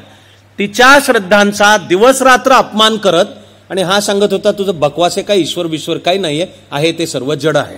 असा त्यांचा संसार. यथावकाश व्हायचा तेव्हा घटस्फोट झालाय. तो खूप 20 पेक्षा जास्ती वर्षांनी झाला, पण तो ह्या मुद्द्यावर झाला. आधीचा स्टीफन हॉकिंग कट्टर नास्तिक आहे, पण त्यांनी अलीकडच्या वर्षांमध्ये पोझिशन बदलली त्याची. तो म्हणतो मला माहीत नाही. तो म्हणतो असूही शकेल. तर तत्वज्ञानातल्या पोझिशनला नाव आहे ॲग्नॉस्टिसिझम, अज्ञेयवाद. आता तो ठामपणे असं काही ईश्वर आणि हे सगळ्या विश्वाच्या मुळाशी एकच एक शक्ती, त्याला जर फिजिक्स सांगतच आहे त्या विश्वाच्या मुळाशी एकच एक शक्ती आहे, आणि क्वांटम इफेक्ट सूक्ष्मातल्या सूक्ष्मतर पातळीलाही काही गोष्टी घडतात आणि त्याचे मोठे परिणाम जसे पृष्ठभागावर येणं त्याचा खूप मोठा असतो परिणाम. तर स्टीफन हॉकिंग आता म्हणतो की अशी काही आहे का मानवी आकलनाच्या पलीकडची अशी काही शक्ती. तर स्टीफन हॉकिंग आधी ती कट्टरपणे नाकारायचा, आता तो ती कट्टरपणे नाही नाकारत, फक्त तो म्हणतो असेलही किंवा नसेलही. तो म्हणतो मी खात्रीने सांगू नाही शकत पण तो शक्यता मान्य करतो. म्हणजे फार तर स्केप्टिक, संशयवादी. पण त्याचा संशयवाद आणि त्याचा विज्ञानाचा प्रवास त्याला इथपर्यंत घेऊन आला की असू शकेल एवढं तर त्याच्यातला वैज्ञानिक नाकारत नाही. स्टीफन हॉकिंगचा प्रवास तर इथपर्यंत झाला. त्याचा सख्खा मित्र, कॉलेजपासूनचा सख्खा मित्र, अनेक ग्रंथ त्या दोघांनी मिळून एकत्र लिहिले आणि एक रामानुजनचा अपवाद सोडला किंवा आपण जर म्हणायचं झालं the greatest living mathematician, living 20व्या आणि तो आहे आता, तोही 100 वर्ष जगावा, ब्रिटिश आहे, रॉजर पेनरोज त्याचं नाव. हे दोघं मित्र एकमेकाचे. त्यातला स्टीफन हॉकिंग अध्यात्म विज्ञानात बकवास आहे म्हणतो, जड हेच काय ते सत्य. रॉजर पेनरोज त्याच्या गणिताच्या अभ्यासाच्या सर्व काळात ही अशी काही ऊर्जा आहे ती आपल्यात आहे ती जाणून घेतली पाहिजे. रॉजर पेनरोज गणिती आहे. स्टीफन हॉकिंगनी ब्लॅक होल, त्या ब्लॅक होलमध्ये प्रकाश किरणं जातात, ती एका परिघापर्यंत जाणारी प्रकाश किरणं दिसतात आणि पुढे एकदा ती ब्लॅक होलमध्ये शिरली की दिसेनाशीच होतात. त्याला इव्हेंट होरायझन हे नाव आहे. आणि सेकंदाच्या कोट्यांश भागापुरते पण काही फ्लिटिंग सरकत्या वेळापुरते काही फोटॉन म्हणजे प्रकाशाचे कण त्या ब्लॅक होलमधनं बाहेर पडतात. याला नाव आहे एस्केप व्हेलॉसिटी, सुटतात ते. आणि इव्हेंट ब्लॅक होलच्या भोवतीचं इव्हेंट होरायझन त्याच्या आधारे दाखवता येतं. हे सगळं संशोधन स्टीफन हॉकिंगनी मांडलं. त्याच्या मागचं गणित रॉजर पेनरोजचं, हे जे लागतं फिजिक्स, आईन्स्टाईनचे पण अनेक सहकारी असे होते. वैयक्तिक आईन्स्टाईनचं गणित कच्चं होतं पण त्याच्या डोक्यामध्ये फिजिक्समधला जर सिद्धांत आला तर मग ते गणितातल्या कळणाऱ्या कोणाला तरी त्याचे एक प्राध्यापक की ज्यांनी कॉलेजमध्ये असताना आईन्स्टाईनला शिव्या दिल्या होत्या, Hermann Minkowski, you are good for nothing म्हटलेले. त्यांचं पण भाग्य एवढं मोठं की आईन्स्टाईनच्या नोबेल पुरस्काराचं मानपत्र लिहिण्याची त्यांना संधी मिळाली, त्यांच्यावर वेळ आली. ज्या विद्यार्थ्याला तासाला तू युजलेस आहेस आणि you are good for nothing म्हणाले त्याचं पुढे नोबेल पुरस्काराचं मानपत्र मिन्कोवस्कीनी लिहिलं. कधी कधी मी कोणा मुलावर रागावलो तर दुःखी नका होऊ, भवितव्य उज्ज्वल आहे असा त्याचा अर्थ होतो. पण पुढेच्या संशोधनात आईन्स्टाईनही वेळोवेळी मदत मागायचा वेगवेगळ्या गणितज्ञांची. त्यातले हे त्याचेच एक कॉलेजमधले प्राध्यापक ते गणिती होते, हर्मान मिन्कोवस्की त्यांची. तसा हा रॉजर पेनरोज हा स्टीफन हॉकिंगचा सहकारी. अनेक पुस्तकं त्यांनी एकत्र लिहिलेली आहेत. तो पहिल्यापासूनच हे मानतो. रॉजर पेनरोजचे 51 ह्या स्टीफन हॉकिंगचा a brief history of time आणि रॉजर पेनरोजचे सुद्धा 51 त्यांनी वैयक्तिक लिहिलेले emperor's new mind, shadows of the new mind, circle of time असे करत करत. आणि ह्या दोघांनी आता अलीकडच्या काळामध्ये लिहिलेल्या ग्रंथाचं नाव थिअरी ऑफ एव्हरीथिंग. हा फिजिक्सला शोध आहे. आता फिजिक्सला या आकलन फिजिक्सचा शोध घेण्याचा प्रयत्न चालू आहे की रिलेटिव्हिटी एका मुक्कामापर्यंत आली आणि तिने निष्कर्ष सांगितला की सर्व विश्व वेल ऑर्डर्ड म्हणून सुनिश्चित आहे. त्याचं इम्प्लिकेशन अर्थ होतो की या विश्वामध्ये जे काही घडणार आहे सगळं निर्मितीच्या क्षणाला ठरलेलंच आहे आणि ते तसं तसंच घडत जाणार आहे, फ्री विल माणसाला नाही. या उलट क्वांटम मेकॅनिक्स तर उलट सांगताय सगळीच फ्री विल आहे, ती सगळीच फ्री विल आहे, तुझा तू राजा आहेस, पुढच्या क्षणांना काय. तर आपल्या स्वतंत्र बुद्धीमधूनच त्याला. आता हे सोडवायचं कसं. तर हे सोडवायला स्वतः आईन्स्टाईनने आधी मांडली युनिफाईड फील्ड थिअरी की हे जे परस्पर विरुद्ध निष्कर्ष आहेत हे आपल्या आकलनाच्या पातळीला येताना प्रकट होत आहेत परस्पर विरुद्ध होऊन, पण ते मूळ कुठेतरी जुळलेले असायला पाहिजेत. असे फील्ड, ऊर्जेचं क्षेत्र, फील्ड युनिफाईड की हे दोन्ही तिथे एकत्र आहेत. असं आईन्स्टाईनचं विज्ञानाच्या भाषेत मांडायचं झालं तर त्याला शब्द आहे कंजेक्चर किंवा प्रिमिस, म्हणजे गृहीत कृत्य. आणि उरलेल्या 1919 पासूनच्या पुढच्या सर्व आयुष्यभर आईन्स्टाईन ही युनिफाईड फील्ड थिअरी सिद्ध करण्याच्या कामात होता. त्याला ती अंतिमतः गणिती किंवा प्रयोगाने आईन्स्टाईनला आपणे जीते जी पूर्णपणे फायनली सिद्ध नाही करता आली, पण कोणालाच ती खोडून पण काढता आली नाही. Unified field theory is neither proven nor disproven, की ही खोटीच आहे असं पण वैज्ञानिक कार्यपद्धती वापरून सिद्ध पण कर. म्हणजे आजच्या तारखेला तरी युनिफाईड फील्ड थिअरी हे एक स्वीकारार्ह गृहीत कृत्य आहे. युनिफाईड फील्ड थिअरी हा अद्वैत वेदांत आहे. आपल्या या भारतामध्ये सुद्धा गेल्या 40-50 वर्षात असे अनेक जण होऊन गेले, अजूनही ते आहेत. अशांचे ते त्या विज्ञानाच्या आधारावर अध्यात्म विचार सांगून मानवाला तुझं रोजचं जीवन कसं जग आणि दुःखातून मुक्तता कशी मिळव असं ते सांगत राहतात. स्वतः दलाई लामांचा एक असामान्य ग्रंथ आहे, universe in a single atom असं त्यांच्या ग्रंथाचं नाव आहे. सर्व बौद्ध विचार एकदम विज्ञाननिष्ठ पद्धतीने या दलाई लामांनी तो मांडलाय. खास त्यांच्या म्हणजे अतिशय साध्या भाषेत आहे, बालकासारख्या बालसुलभ भाषा, पण universe in a single atom, सर्व विश्व एकेका कणात आहे, म्हणजे प्रत्येक व्यक्तीमध्ये आहे. याला फिजिक्सचा शब्द आहे होलोग्राफिक युनिव्हर्स, की विश्व कितीही मोठं असू द्या आणि कितीही वैविध्याने भरलेलं असू द्यात, त्याच्या प्रत्येक कणात सगळं विश्व आहेच. होलोग्राफिक, होलो सर्व, सर्वंकष, त्या विश्वाच्या एकेका कणात, पिंडी ते ब्रह्मांडी तुझ्यात विश्व आहे, सर्व विश्वात तूच आहेस. तुला जाणून घ्यायचं आहे का? अरे तू स्वतःला जाणून घे, असं ह्यांनी मांडलं. आपल्याकडे चांगल्या अर्थाचे जे अनेक साधू, संन्यासी आणि वेगवेगळे आनंद होऊन गेले त्यांनी मांडलं. त्याच्यामध्ये इथल्या आपल्या शेजारच्या लोणावळ्याचे स्वामी विज्ञानानंद यांनी आग्रह धरून आयुष्यभर अध्यात्माचा विचार कसा विज्ञानावरच आधारित आहे, उलट विज्ञानाच्याच कसोट्या लावल्या पाहिजेत असं मांडून मोठी ग्रंथांची रचना केली. आपण गुलाबराव महाराजांचं जर साहित्य वाचलं, आणि असे खूप येते ना, दासगणू महाराज, म्हणजे हे कोणीतरी काहीतरी वरकरणी भगव्या कपड्यांमधले आणि जुने बुरसटलेले कुठले तरी विचार, असं आपण मूर्ख ठरू हे जर मानत चालू.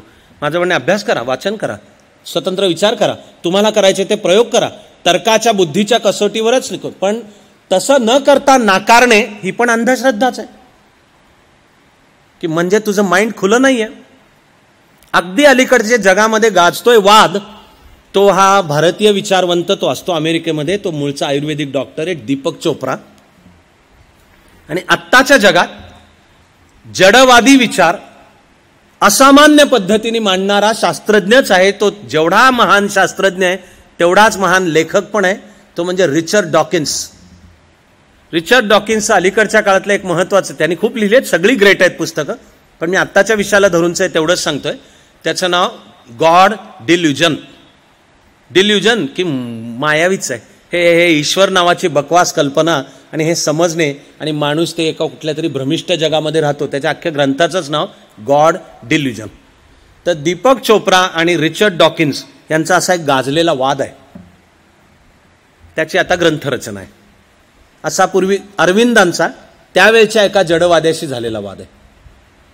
आपल्याला जेवढा विचार करू, अभ्यास करू, वाचन करू, आपल्या जीवनामध्ये योग आणणं चालू करू, तेवढं मला खात्री आहे की अधिकाधिक लक्षात येत जाणार आहे की जसा प्रवास आपला जाईल विज्ञानाच्याच कसोटीवर, तो जसा त्या अध्यात्माच्या प्रांतात, म्हणजेच विश्वामध्ये एकच ऊर्जा भरली आहे, ती तुझ्यातच आहे, ती जाणून घे, इकडं जाईल ना, तसतसा सर्व प्रकारच्या द्वैतांचा निराश होताना दिसेल, डिझॉल्व.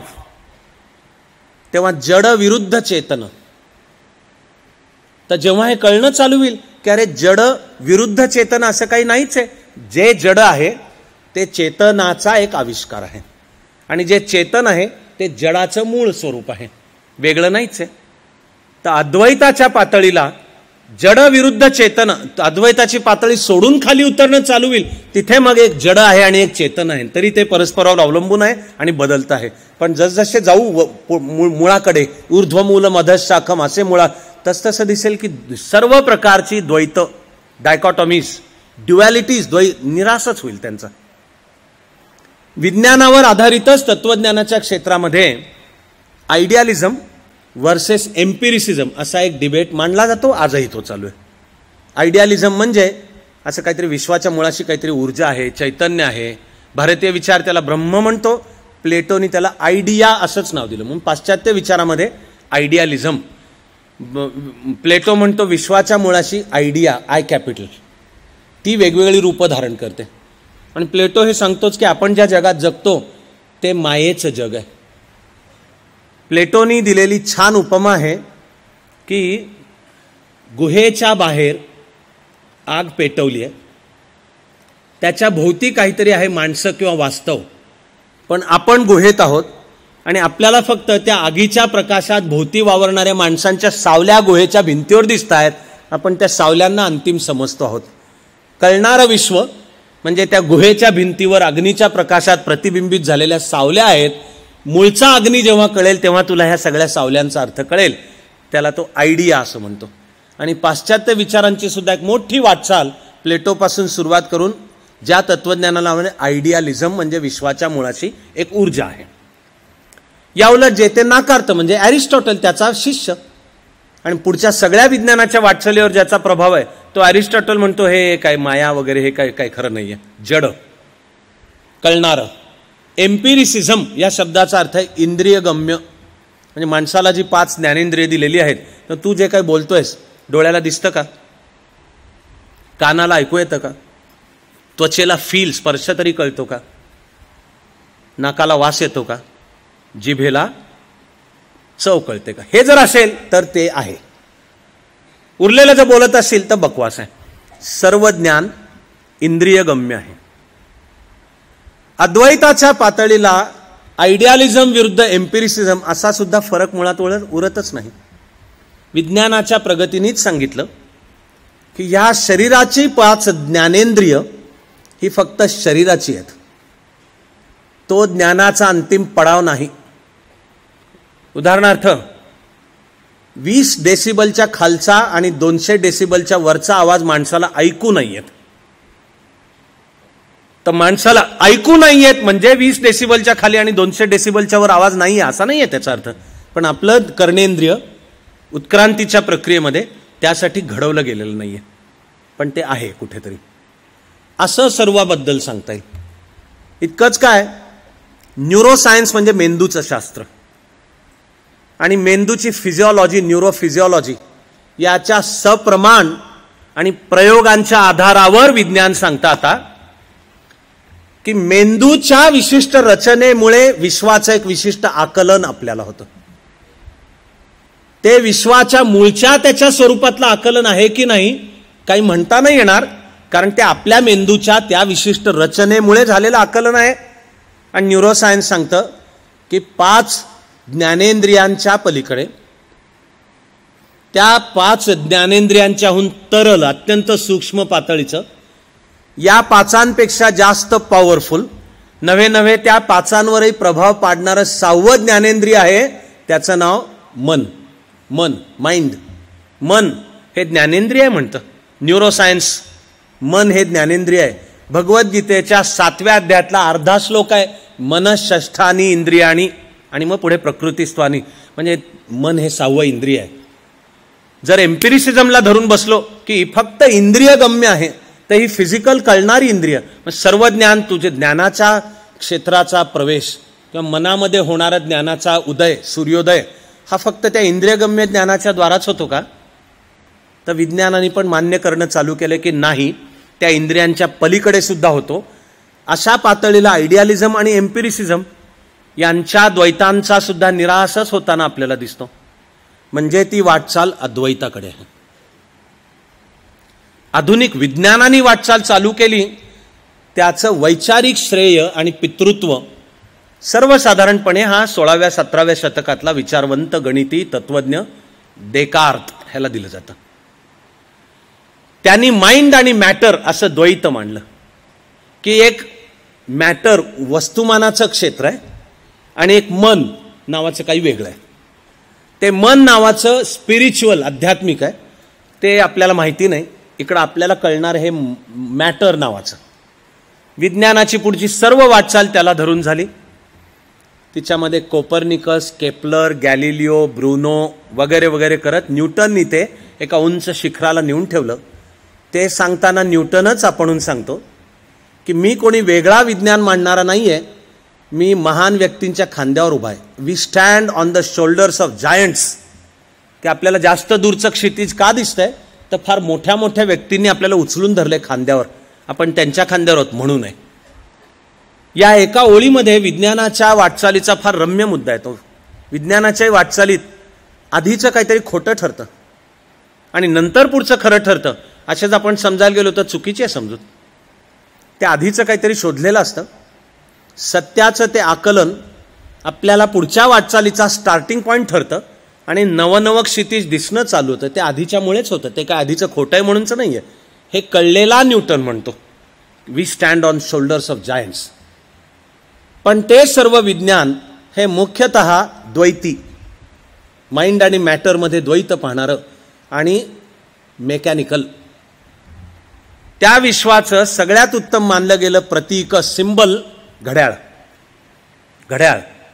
आणि जशी विश्वाच्या निर्मितीने हे विश्व निर्माण करताना कोणत्या तरी अगम्य कारणाने त्याला किल्ली दिली आणि एकदा ते घड्याळ सोडलंय, त्या निर्मात्याने किल्ली दिली ती दिली, आता ते घड्याळ तसंच चालणार आहे. आता त्याला मध्ये दुसरा कोणी काही करू शकत नाही. सगळं विश्व हे एक मेकॅनिकल आणि मटेरियल, जड असं फक्त एक घड्याळ आहे. विश्वाच्या या जाणीवेनी विज्ञानासकट मानवी जीवनाच्या सर्व क्षेत्रांकडे तुकड्या तुकड्यांनी बघण्याची एक दृष्टी निर्माण केली, की सगळं असं एकमेकापासून विभक्त आहे आणि आपल्याला त्या एकेकाचा फक्त अभ्यास करायचा आहे. हे मासा प्रकार, त्याचा अभ्यास तो विभक्त आहे. बेडूक नावाचा तो आणखी विभक्त आहे, त्याचा करायचा आहे. आणखीन सरपटणारे प्राणी आणि थंड रक्ताचे, विज्ञानाच्या या अप्रोचला नाव आहे रिडक्शनिस्ट अप्रोच. रिडक्शनिस्ट म्हणजे रिड्यूस, ते एका तुकड्यापाशी आणा आणि तेवढ्या तुकड्याचाच अभ्यास करा. त्याला कमी न लेखता अर्थातच मी सांगतोय की त्या रिडक्शनिस्ट अप्रोचनीच जाणीव करून देणं चालू केलं की अरे आपण जर प्रत्येकाला असं एकमेकापासून सुट्ट आहे, डिस्कनेक्टेड, तर एका मर्यादेपर्यंत जातोत आपण, पण नंतर आपलं आकलन थांबतंय किंवा आकलन चुकीचं ठरतंय. मला वाटतं की हे कळायला फार अवघड नाहीये. आपण अशी कल्पना करू की मी एका जागेवरनं पूर्वेकडे चालायला सुरुवात केली, तर पूर्वेकडे मी चालत चालत चालत जर गेलो तर एक वेळ अशी येते की आता यानंतर मी कुठेही गेलो तरी पूर्वेकडेच जाणार आहे किंवा पश्चिमेकडे जाणार आहे.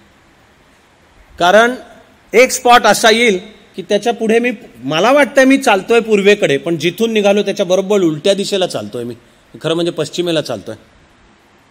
आणि तसं व्हायला नको म्हणून मी जर मूळच्याच रस्त्याने परत, तरी तर आता त्याचा अर्थ वाटचाल पश्चिमेकडे चालू झाली.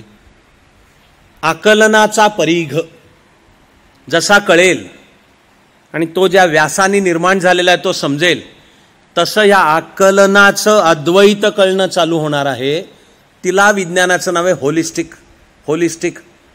कारण जर आपण प्रत्येक सिस्टीमला वेगवेगळं समजायला लागलो म्हणजे रिडक्शनिस्ट, तर त्या व्यवस्थेचं आकलनच मर्यादित राहणार आहे.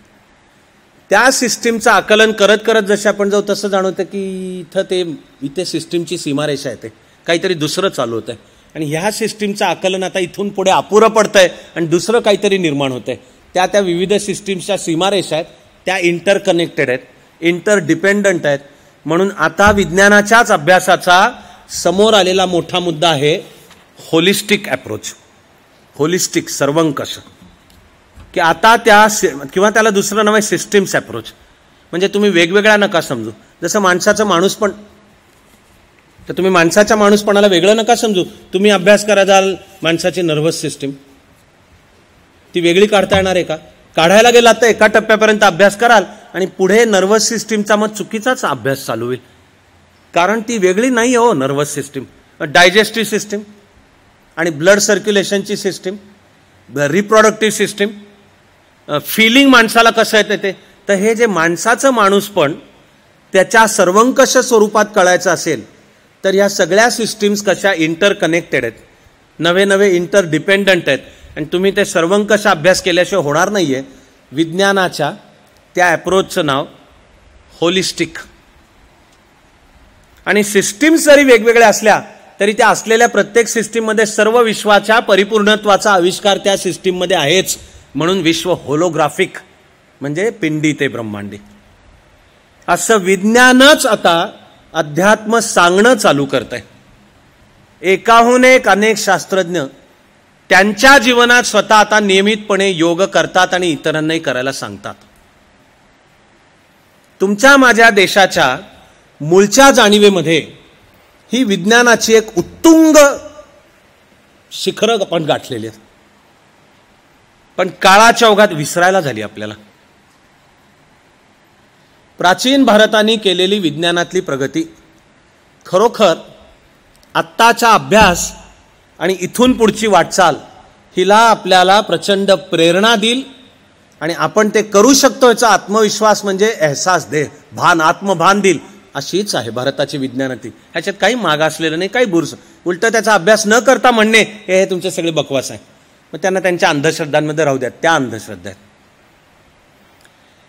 या देशाला प्राचीन काळातच विश्व कसं निर्माण झालं हे एकदम आत्ताच्या विज्ञाननिष्ठ पद्धतीने मांडलेलं आहे, कळलेलं मांडलंय. तेव्हा बिग बँग ऋग्वेदाच्या 9व्या-10व्या मंडलातलं नासदीय सूक्त मांडणारा ऋषी सर्व विश्वाच्या निर्मितीचं हे सूक्त मांडतो. कसं झालंय ते जे एकच एक होतं, स्वसंवेद्य सच्चित आणि आनंद, त्याच्यात प्रस्फुरण झालं एकोहम बहुश्याम आणि ही सारी विश्वाची निर्मिती चालू झाली.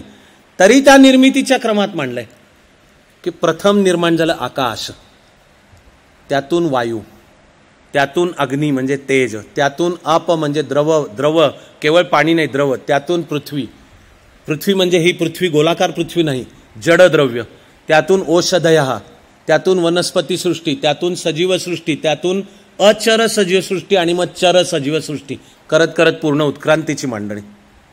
ही आपल्या पूर्ण वेदांत असो, बौद्ध विचार असो, ह्याच्यामध्ये विज्ञाननिष्ठ पद्धतीने मांडलेली आहे. शून्य कळलेला आणि विश्वाला तो विचार दिलेला देश भारत आहे. बुद्धाचा तर पूर्ण विचार नागार्जुनानी मांडला, त्या सिद्धांताला विज्ञान तत्वज्ञानालाच नाव शून्यवाद हे आहे.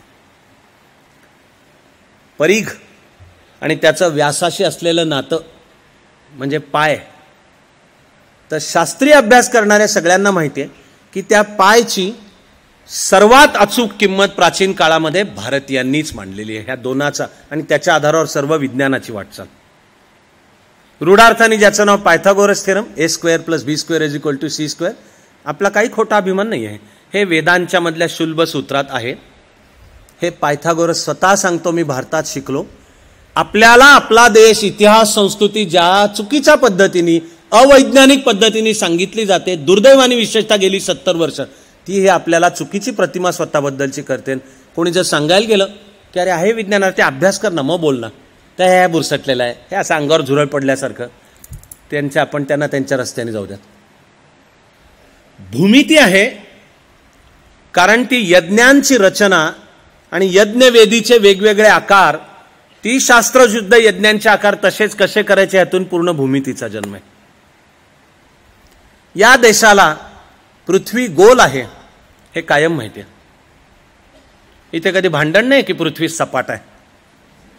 आणि तुझं म्हणायला लागलास पृथ्वी गोल आहे तर तुला जाळतो किंवा खांबाला बांधून मारून टाकतो किंवा सोळावर देतो किंवा माफीनामा तरी लिहून दे. तर गॅलिलिओनी पोपला दिला माफीनामा लिहून आणि बाहेर आला म्हणला मी दिला खरा माफीनामा, पण मी काय लिहिलं आणि काय फरक पडत नाही, पृथ्वी गोल आहे. पण भारताला कायम एहसास, भान आहे, मान्य आहे भारताला की पृथ्वी गोल आहे. नुसतं नाही, ती स्वतःभोवती फिरते आणि दिवस रात्र होतात ते पृथ्वीच्या स्वतःभोवतीच्या परिभ्रमणामुळे. दिवस म्हणजे पृथ्वीची जेव्हा बाजू सूर्याच्या बाजूला आहे, पण ती फिरते आहे म्हणून ती सूर्याच्या बाजूला नाही, ती रात्र. आपल्याला माहिती आहे प्राचीन काळापासून. ती पृथ्वी चंद्राला घेऊन सूर्याभोवती फिरते हे माहिती आहे. पुन्हा भारतीय विज्ञान किंवा विचारांच्या परंपरेत कधी हे भांडणच नाहीये की विश्वाच्या मध्यभागी पृथ्वी आहे आणि भोवती सगळे फिरतात. आणि आधुनिक विज्ञानाच्या वाटचालीत हे म्हणण्याबद्दल ख्रिश्चन चर्चनी जाळून मारलंय काही जणांना किंवा शिक्षा केलेल्या आहेत. भारताला प्राचीन काळापासून, प्राचीन पार वेदांच्या पासून ते आर्यभट्ट, ब्रह्मगुप्त, वराहमिहिर, त्या मालिकेतले शेवटचे बहुधा सर्वश्रेष्ठ म्हणजे आपल्या 40 गावचे भास्कराचार्य की ज्यांनी गणित सर्व मांडलं आपल्या कन्येला शिकवण्याकरता.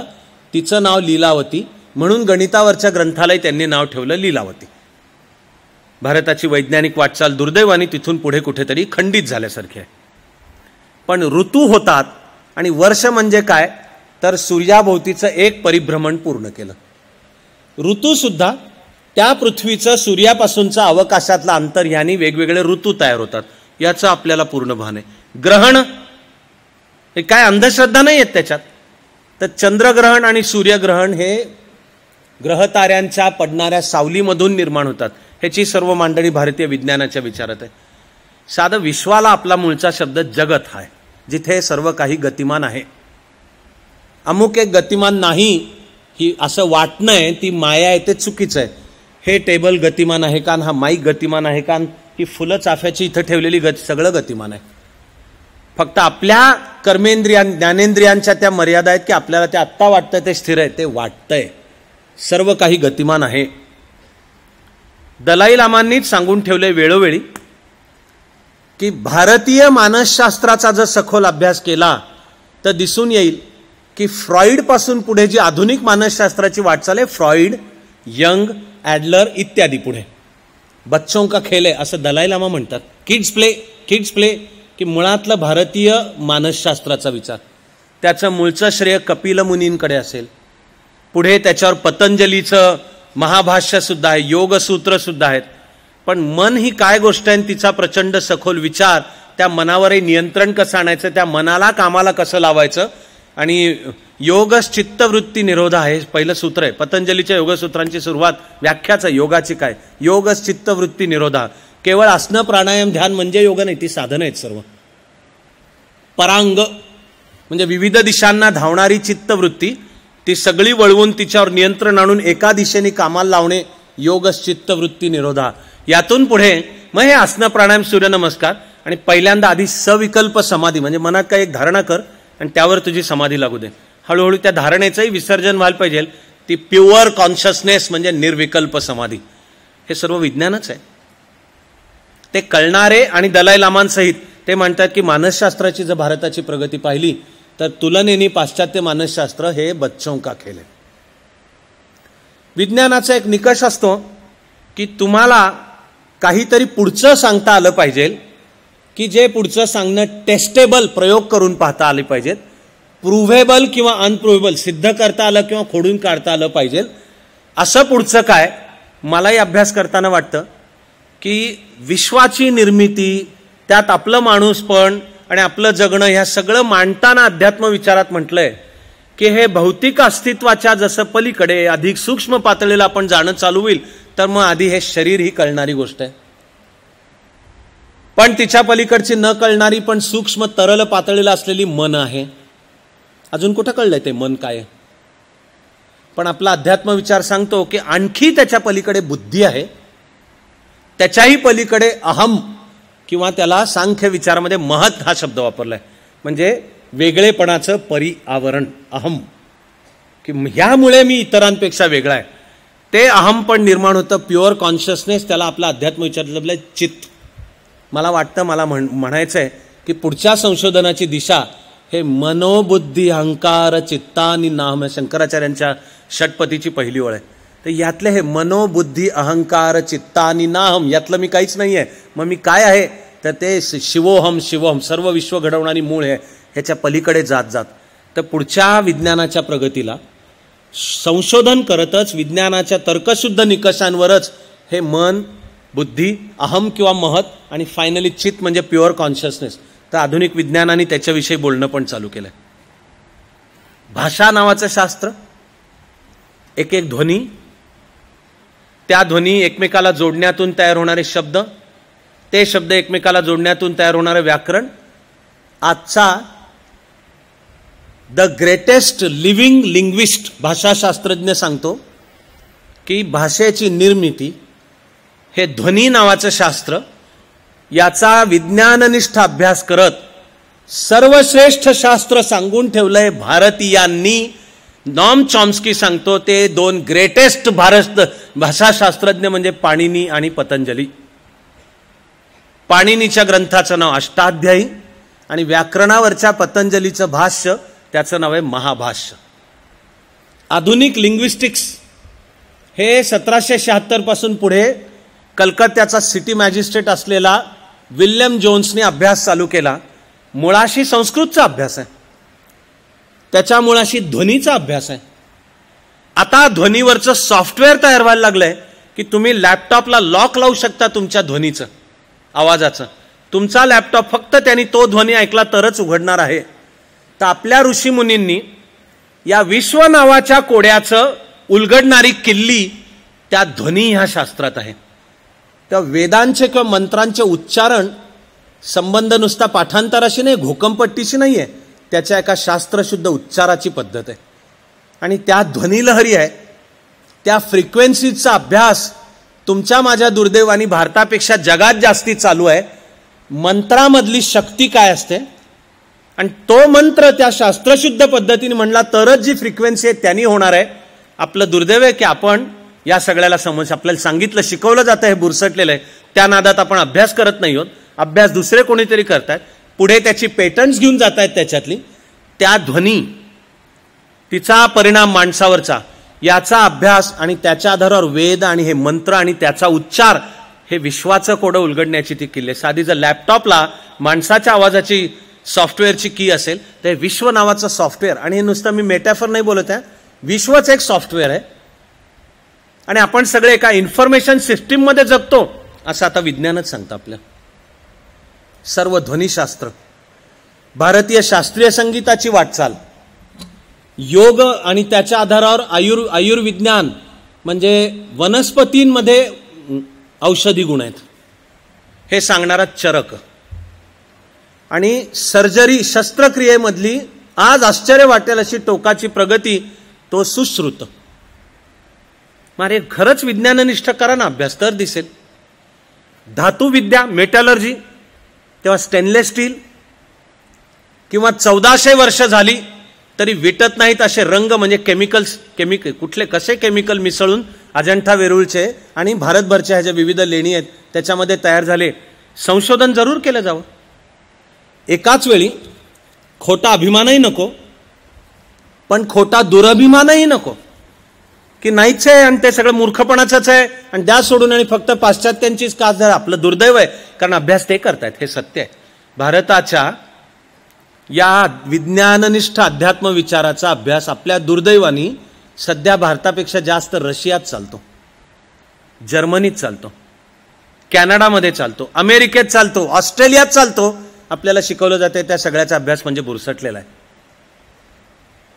पण मला खात्री आहे की नवा भारत तो मूळचा आपला विज्ञाननिष्ठ अध्यात्माचा सूर जाणून घेत पुन्हा एकदा उत्थानाच्या वाटेवर आहे. ते सांगणाऱ्या अनेकांमधले पण माझेही आणि आपले सर्वांचे गुरु, आपल्या कार्याचे गुरु विवेकानंद यांनी पण 19व्या शतकात सगळा अध्यात्म विचार सांगताना सांगितलं विज्ञाननिष्ठेच्या कसोटीवरच तो तपासून घेतला पाहिजे. आणि लोकमान्य टिळकांनी गीतारहस्य ग्रंथ मांडताना विज्ञाननिष्ठेच्या कसोटीचा आग्रह धरला. आणि अरविंद, विनोबा, पुढे मूळचे मार्क्सवादी, पण गांधीजींशी सहवासात आल्यामुळे अध्यात्म विचार कळला आणि तो कसा जास्ती विज्ञाननिष्ठ कळल्यामुळे जे अध्यात्म प्रवणच बनले असे JP जयप्रकाश नारायण. हीच आहे भारताची सर्व परंपरा. 1893 मध्ये, मे 1893 रेल्वेच्या प्रवासात विवेकानंद आणि जमशेदजी टाटा यांची भेट झाली होती. जमशेदजी हार्डकोर भारतीय, आपला देश पारतंत्र्यात आहे, त्या पारतंत्र्याविरुद्ध दादाभाई नौरोजी लिहित होते, लढत होते, ग्रंथ मांडत होते. Poverty and un British rule, British संसदेमध्ये निवडून आलेला पहिला भारतीय, लेबर पक्षाच्या तिकीटावर, लिबरल डेमोक्रेटिक. ते सगळं जाणून जमशेदजी टाटा एक व्हिजन मांडत होते की नवा भारत जर एक समर्थ राष्ट्र व्हायचं असेल तर त्याला विज्ञान पाहिजे. या मनस्थितीत विचार करताना मे 1893 मध्ये स्वामीजींची आणि जमशेदजी टाटांची एका रेल्वेच्या प्रवासात भेट झाली. दोन्ही अंतःकरणांमध्ये पेटलेला दिवा समान, त्यामुळे ये हृदयचे ते हृदय घालणे सोपं होऊन गेलं. त्या चर्चेत विवेकानंदांनी मांडला हा मुद्दा की एकदम तर्कशुद्ध विज्ञाननिष्ठ संशोधनासाठी आपल्याकडे संशोधन संस्था निघायला पाहिजेत. दरवेळेला आपण केवळ पाश्चात्यांच्या ओंजळीने पाणी पिणार. संशोधन सगळीकडनं घ्यावं, त्याला ॲलर्जी नाही कशाची, पण इथे व्हायला पाहिजे. आणि आपल्या स्वतंत्र बुद्धीतून विज्ञानावरचं संशोधन. पुढे Tata institute of fundamental research प्रत्यक्ष स्थापन व्हायला दुर्दैवानी 1936 उजाडलं. पण 1898 मध्ये जमशेदजींनी स्वामीजींना एक पत्र लिहिलंय, त्या पत्रात हा प्रस्ताव मांडलाय सगळा. त्यात आठवण करून दिली की आपली अशी अशी रेल्वे प्रवासात भेट झाली होती, तुम्ही तिची कल्पना सुचवली तर आम्ही ती मनावर घेतली आहे आणि टाटा उद्योग समूहाचा निधी वापरून आम्ही प्युअर फिजिक्स विज्ञानातलं अत्याधुनिक संशोधन करायला आम्ही ही संस्था स्थापन करतो. खरंच आहे हे की आपल्याला सगळं घेऊन नुसती भूतकाळाची पूजा नाही करत बसायचे. एका बाजूला नुसतीच भूतकाळाची पूजा, नुसताच भूतकाळाचा गौरव म्हणजे स्वतःची फक्त पाठ थोपटून घेणे हेही नाही करायचंय. तेच आपण करलो तर समर्थ रामदासांच्या मूर्ख लक्षण समासमध्ये सांगे वडिलांची कीर्ती तो एक मूर्ख, तसे आपण सगळे मूर्ख ठरू.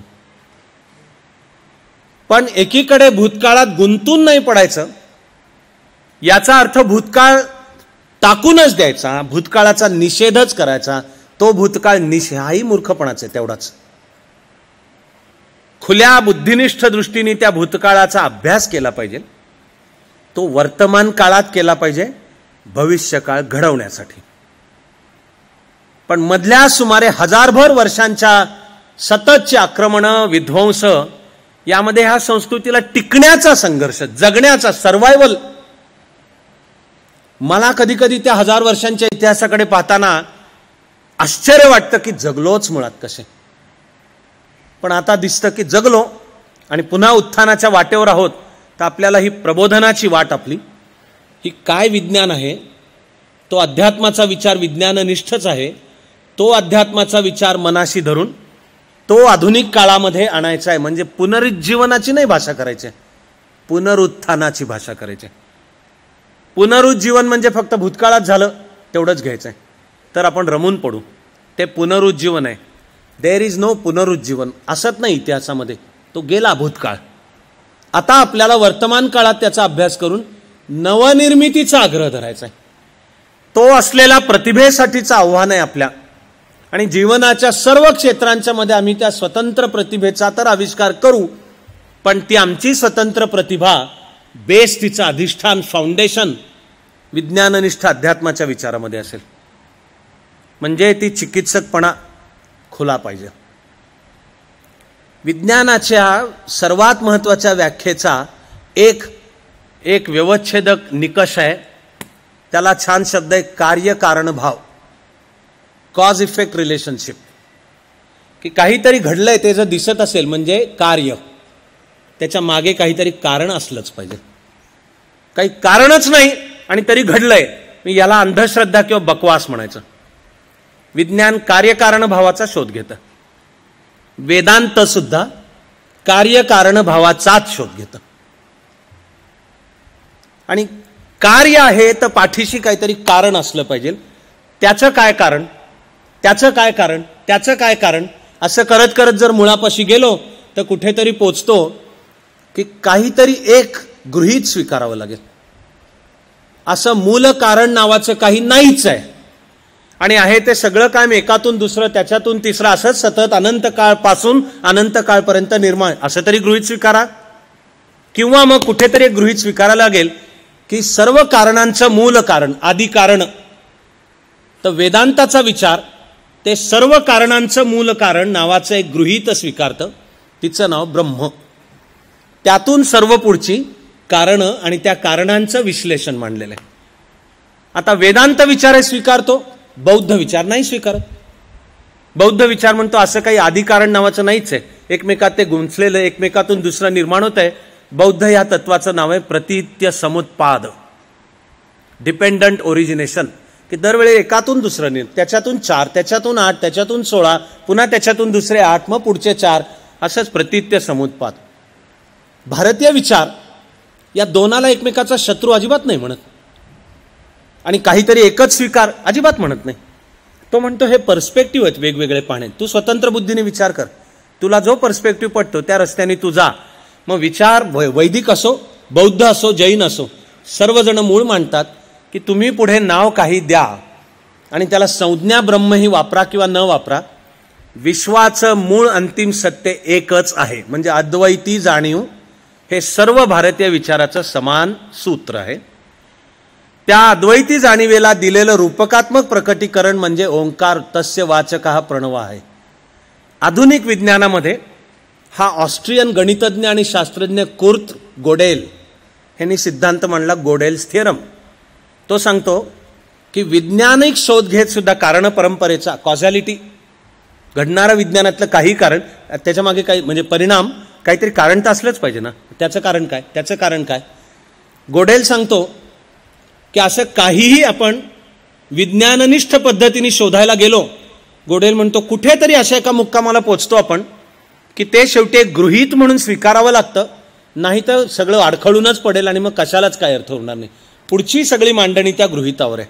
गोडेल्स थेरम, सत्याचा शोध विज्ञाननिष्ठ पद्धतीनेच आपल्याला अशा ठिकाणी घेऊन जातो की which is something unprovable, the presumption or premise, but it is unprovable. हे गोडेलच म्हणतो. गोडेल्स थिअरमच विज्ञाननिष्ठ आहे, पण तो सांगतो अशा गृहितापाशी तुम्ही पोचताच कुठेतरी त्या गृहिताचा स्वीकार करावा लागतो, मग वरची सगळी ती वैज्ञानिक मांडणी एक्सप्लेन सांगता येते, खुलासा आणि प्रेडिक्ट, पुढचं पण टेस्टेबल हायपोथिसिस मांडता येतो. मला असं वाटतंय की सगळ्यांना कळतंच आहे, म्हणून मला त्याचा आनंद आहे. त्या कळण्यासहित ही जी भरभर एक 2-4 उदाहरणं मी बोललो, मला वाटते काही जणांनी एक विलक्षण सुखद आनंद आणि आश्चर्य की अरे असं होय ते गोडेल्स थेरम, आणि असं होय अख्खी जॉमेट्री ज्याच्यावर उभी आहे, अख्खं जॉमेट्री नावाचं गणिती शाखा ज्याच्यावर उभी आहे, ती सगळ्यात मूळचं संकल्पना किंवा संकल्पन कॉन्सेप्ट आहे पॉइंट, बिंदू. ओके, कारण त्या बिंदूला सेम प्लेनमध्ये जर बिंदू जोडत गेले तर तयार होते लाईन, स्ट्रेट लाईन. त्या लाईनला जर परपेंडिक्युलर टाकला सेम प्लेनवर तर 2 डायमेन्शनल प्लेन तयार होतं. त्या प्लेनला स्क्यूड लाईन व्हर्टिकल 90 डिग्रीज तर तिसरी डायमेन्शन तयार होते. पण ही मिळून सगळी जॉमेट्री आहे, सगळी उभी आहे पॉइंट या व्याख्येवर. आणि गणित भूमितीमधली पॉइंटची व्याख्या काय आहे, the existence which doesn't have length, breadth or height, अशी पॉइंटची व्याख्या आहे मूळची. आजची उरलेली हवी तेवढी संध्याकाळ रात्र हवा आयुष्यभर विचार करत राहा की ही कॉन्ट्रॅडिक्शन नाही का एकमेकात, वर्ण शब्दातली कॉन्ट्रॅडिक्शन आहे, oxymoron. How can there be existence, लांबी रुंदी उंची नसलेलं अस्तित्व. कसं, अरे हे उलट बोलताय काय, अस्तित्व जर असेल तर कितीही लहान असली तरी तिला लांबी रुंदी उंची तर आहेच, पण लांबी रुंदी उंची नाही तरी ते अस्तित्व आहे. हे जॉमेट्रीचं प्रिमिस आहे गोडेल्स थेरमचं. त्यावर पुढची सगळी जॉमेट्री, ती एकदा ती स्वीकारल्यावर पुढची सगळी जॉमेट्री मांडता येते. तरी ती 2 डायमेन्शनल असेल तोवर ती युक्लिडची जॉमेट्री आहे. ज्या वेळेला ती स्फिअरवरची 3 डायमेन्शनल युक्लिडच्या जॉमेट्रीची सगळी सूत्र अपुरी ठरतात, चुकीची ठरतात. स्फिअरवरची जॉमेट्री वेगळीच आहे, तिच्या तिन्ही अँगल्स 90 डिग्रीचे असू शकतात. युक्लिडच्या जॉमेट्रीमध्ये 3 अँगल्सची बेरीज 180च होते, बाकी तुम्ही. पण इकडं पृथ्वीवर जर त्रिकोण काढला तर त्या त्रिकोणाचे तिन्ही कोण 90 डिग्रीचे आहेत. पूर्ण जॉमेट्रीच वेगळी बदलते. फ्रेम ऑफ रेफरन्स जशी बदलेल तसं बदलतं. पण प्रिमिस, अख्खं जीवशास्त्र आणि मेडिकल सायन्स उभा आहे लाईफ, जीव या व्याख्येवर. आणि ह्या आजच्या तारखेलाही एक्झॅक्ट नेमकं लाईफ म्हणजे काय कळलेलं नाही आपल्याला. स्वीकार, निर्माण कसं झालं हेही कळलेलं नाही. इनऑर्गॅनिक जड द्रव्य काहीतरी कारणाने असं जणू एका विशिष्ट तऱ्हेने त्याची रचना झाली आणि म्हणे कसली तरी वीज कडाडली, तिच्यात प्राण निर्माण झाले. या प्रकारचंच विज्ञानाचं सुद्धा वर्णन आहे. लाईफ कसं अस्तित्वात आलं माहीत नाही, पण एकदा अस्तित्वात आल्यावर त्याच्या पुढची वाटचाल कशी आहे हे बायोलॉजी पण सांगतं, ते विज्ञाननिष्ठ आहे. आणि मेडिकल सायन्स सगळं त्यावर आधारित आहे. पण लाईफ काय आहे, अस्तित्वात कसं येतं, आणि लाईफ समतं म्हणजे काय आणि समतं का, विज्ञान म्हणतं माहीत नाही. पण त्या गृहीतावर उभं आहे. सायकॉलॉजी, त्या सायकॉलॉजीचं सीट या नात्याने मेंदूचा अभ्यास म्हणजे न्यूरोसायन्स, न्यूरोफिजिओलॉजी, सायबरनेटिक्स, आणि त्या आधारावर आता संगणकशास्त्राची झालेली प्रगती, सगळी इन्फॉर्मेशन, ते मेंदूचा अभ्यास आहे तो. तर माइंडची व्याख्या काय, माइंड कोणाला दिसलंय का एम्पेरिकल, की दिसलंय का माइंड, इलेक्ट्रॉन मायक्रोस्कोप खाली माइंड पाहता येतं का? माइंडचा डेटा गोळा करता येतो का? पण माइंड ह्या संकल्पनेवर अख्खं सायकोलॉजी उभं आहे. एकदा ते माइंड नावाचं गृहीत स्वीकारलं की वरचं सर्व विज्ञान ते निश्चितपणे मांडता येतं. हा अध्यात्म आणि विज्ञानाच्या अद्वैताचा सर्व विचार मांडताना समजावून घेताना मी म्हणतो किमान तर एवढी तर दृष्टी खुली ठेवायला काय प्रॉब्लेम आहे की अरे विज्ञानाच्या आणि अध्यात्माच्या परिभाषेमध्ये खूप मोठं साम्य आहे. त्या सगळ्यालाच जर योगायोग म्हणून फेकून द्यायचं असेल तर मी त्याला एक खुरटलेली बुद्धी म्हणणार आहे. माइंड ओपन ठेवून आईन्स्टाईनची जशी युनिफाईड फील्ड थिअरी हा वेदांत आहे, पुढे केऑस थिअरी आहे, पुढे कॉम्प्लेक्सिटी थिअरी आहे, पुढे आणखी नव्या नव्या येत चाललेल्या आहेत. पुढे माणसाला कळलं आणि वाटत गेलं की आपण ज्यात जगतो ते 3+1 डायमेन्शनचं विश्व आहे, पण एवढ्याच नाही आहेत डायमेन्शन, आणखी जास्त आहेत. 4थी आहे, 5वी आहे, 6वी आहे. रिलेटिव्हिटी आणि क्वांटम मेकॅनिक्सची जी 2 निष्कर्ष परस्पर विरुद्ध आहेत, हे सोडवायचं कसं? हे सोडवण्याचं जर गणित मांडायला गेलं तर आजच्या तारखेला वैज्ञानिक म्हणतात की 10+1 एवढ्या डायमेन्शन्स असल्या पाहिजेत. आपल्याला कळतात 3+1. 3 म्हणजे उंची, रुंदी, खोली ज्यात आपण जगतो, पण ते नुसतं नाही. टाइम नावाची डायमेन्शन याची आईन्स्टाईननी जाणीव करून दिली. हे कळणारं विश्व, इहवादी जड भौतिक विश्व 3+1. उरलेल्या डायमेन्शन्स कुठे आहेत? विज्ञान म्हणतं they are folded on themselves. They are folded on themselves. आता फोल्डेड ऑन देमसेल्व्स म्हणजे काय? तर माझं म्हणणं आहे की अगदी अर्ध्या मिनिटामध्ये थोडीशी कल्पना जर केली की असा कागद घ्या आणि त्याचा चोळामोळा करा अगदी बारका. पहिल्यांदा समोर कागद ठेवला तर दिसेल की 3+1 डायमेन्शन्स आहेत. त्याचा केला चोळामोळा, अगदी असा बारीक केला आणि असं तुम्ही लांबून पाहतात, तुम्हाला वाटेल 1 डायमेन्शनल आहे डॉट, 1 डायमेन्शनल आहे डॉट. मला वाटतं वेदांत कळणंच झालं चालू, अध्यात्म कळणंच झालं चालू की तो डॉट वाटतोय. त्याचं वाटणं आणि त्याचं असणं, तर जेव्हा त्या वाटण्याच्या पलीकडे जाऊन दृष्टी येईल की अरे ते युनिडायमेन्शनल नाही, 1 डायमेन्शन नाही आहे, त्याच्या पण 3+1 डायमेन्शन्स आहेत. मग आपल्याला वाटतंय ते एकच, तर बाकीच्या कुठे गेल्या? तर तो कागद चुरगाळलेला असल्यामुळे the dimensions are folded on itself. जशा त्या कळत जातील तशा आपल्या समोर येत जातील. 10+1 असं डायमेन्शन आत्ताचं विश्व समजावून घ्यायला वैज्ञानिक सुद्धा मांडतात.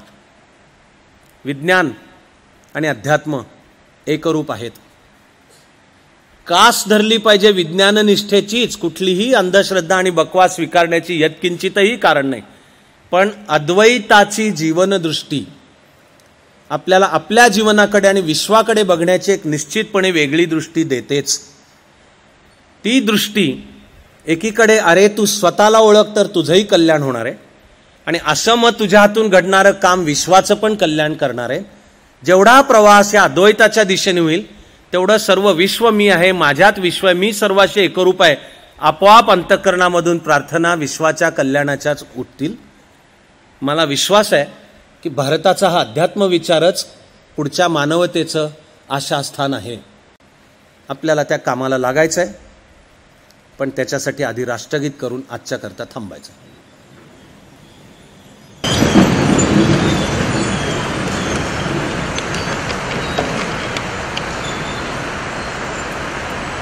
जनगण मन अधिनायक जय हे, भारत भाग्य विधाता, पंजाब सिंध गुजरात मराठा द्राविड उत्कल वंग, विंध्य हिमाचल यमुना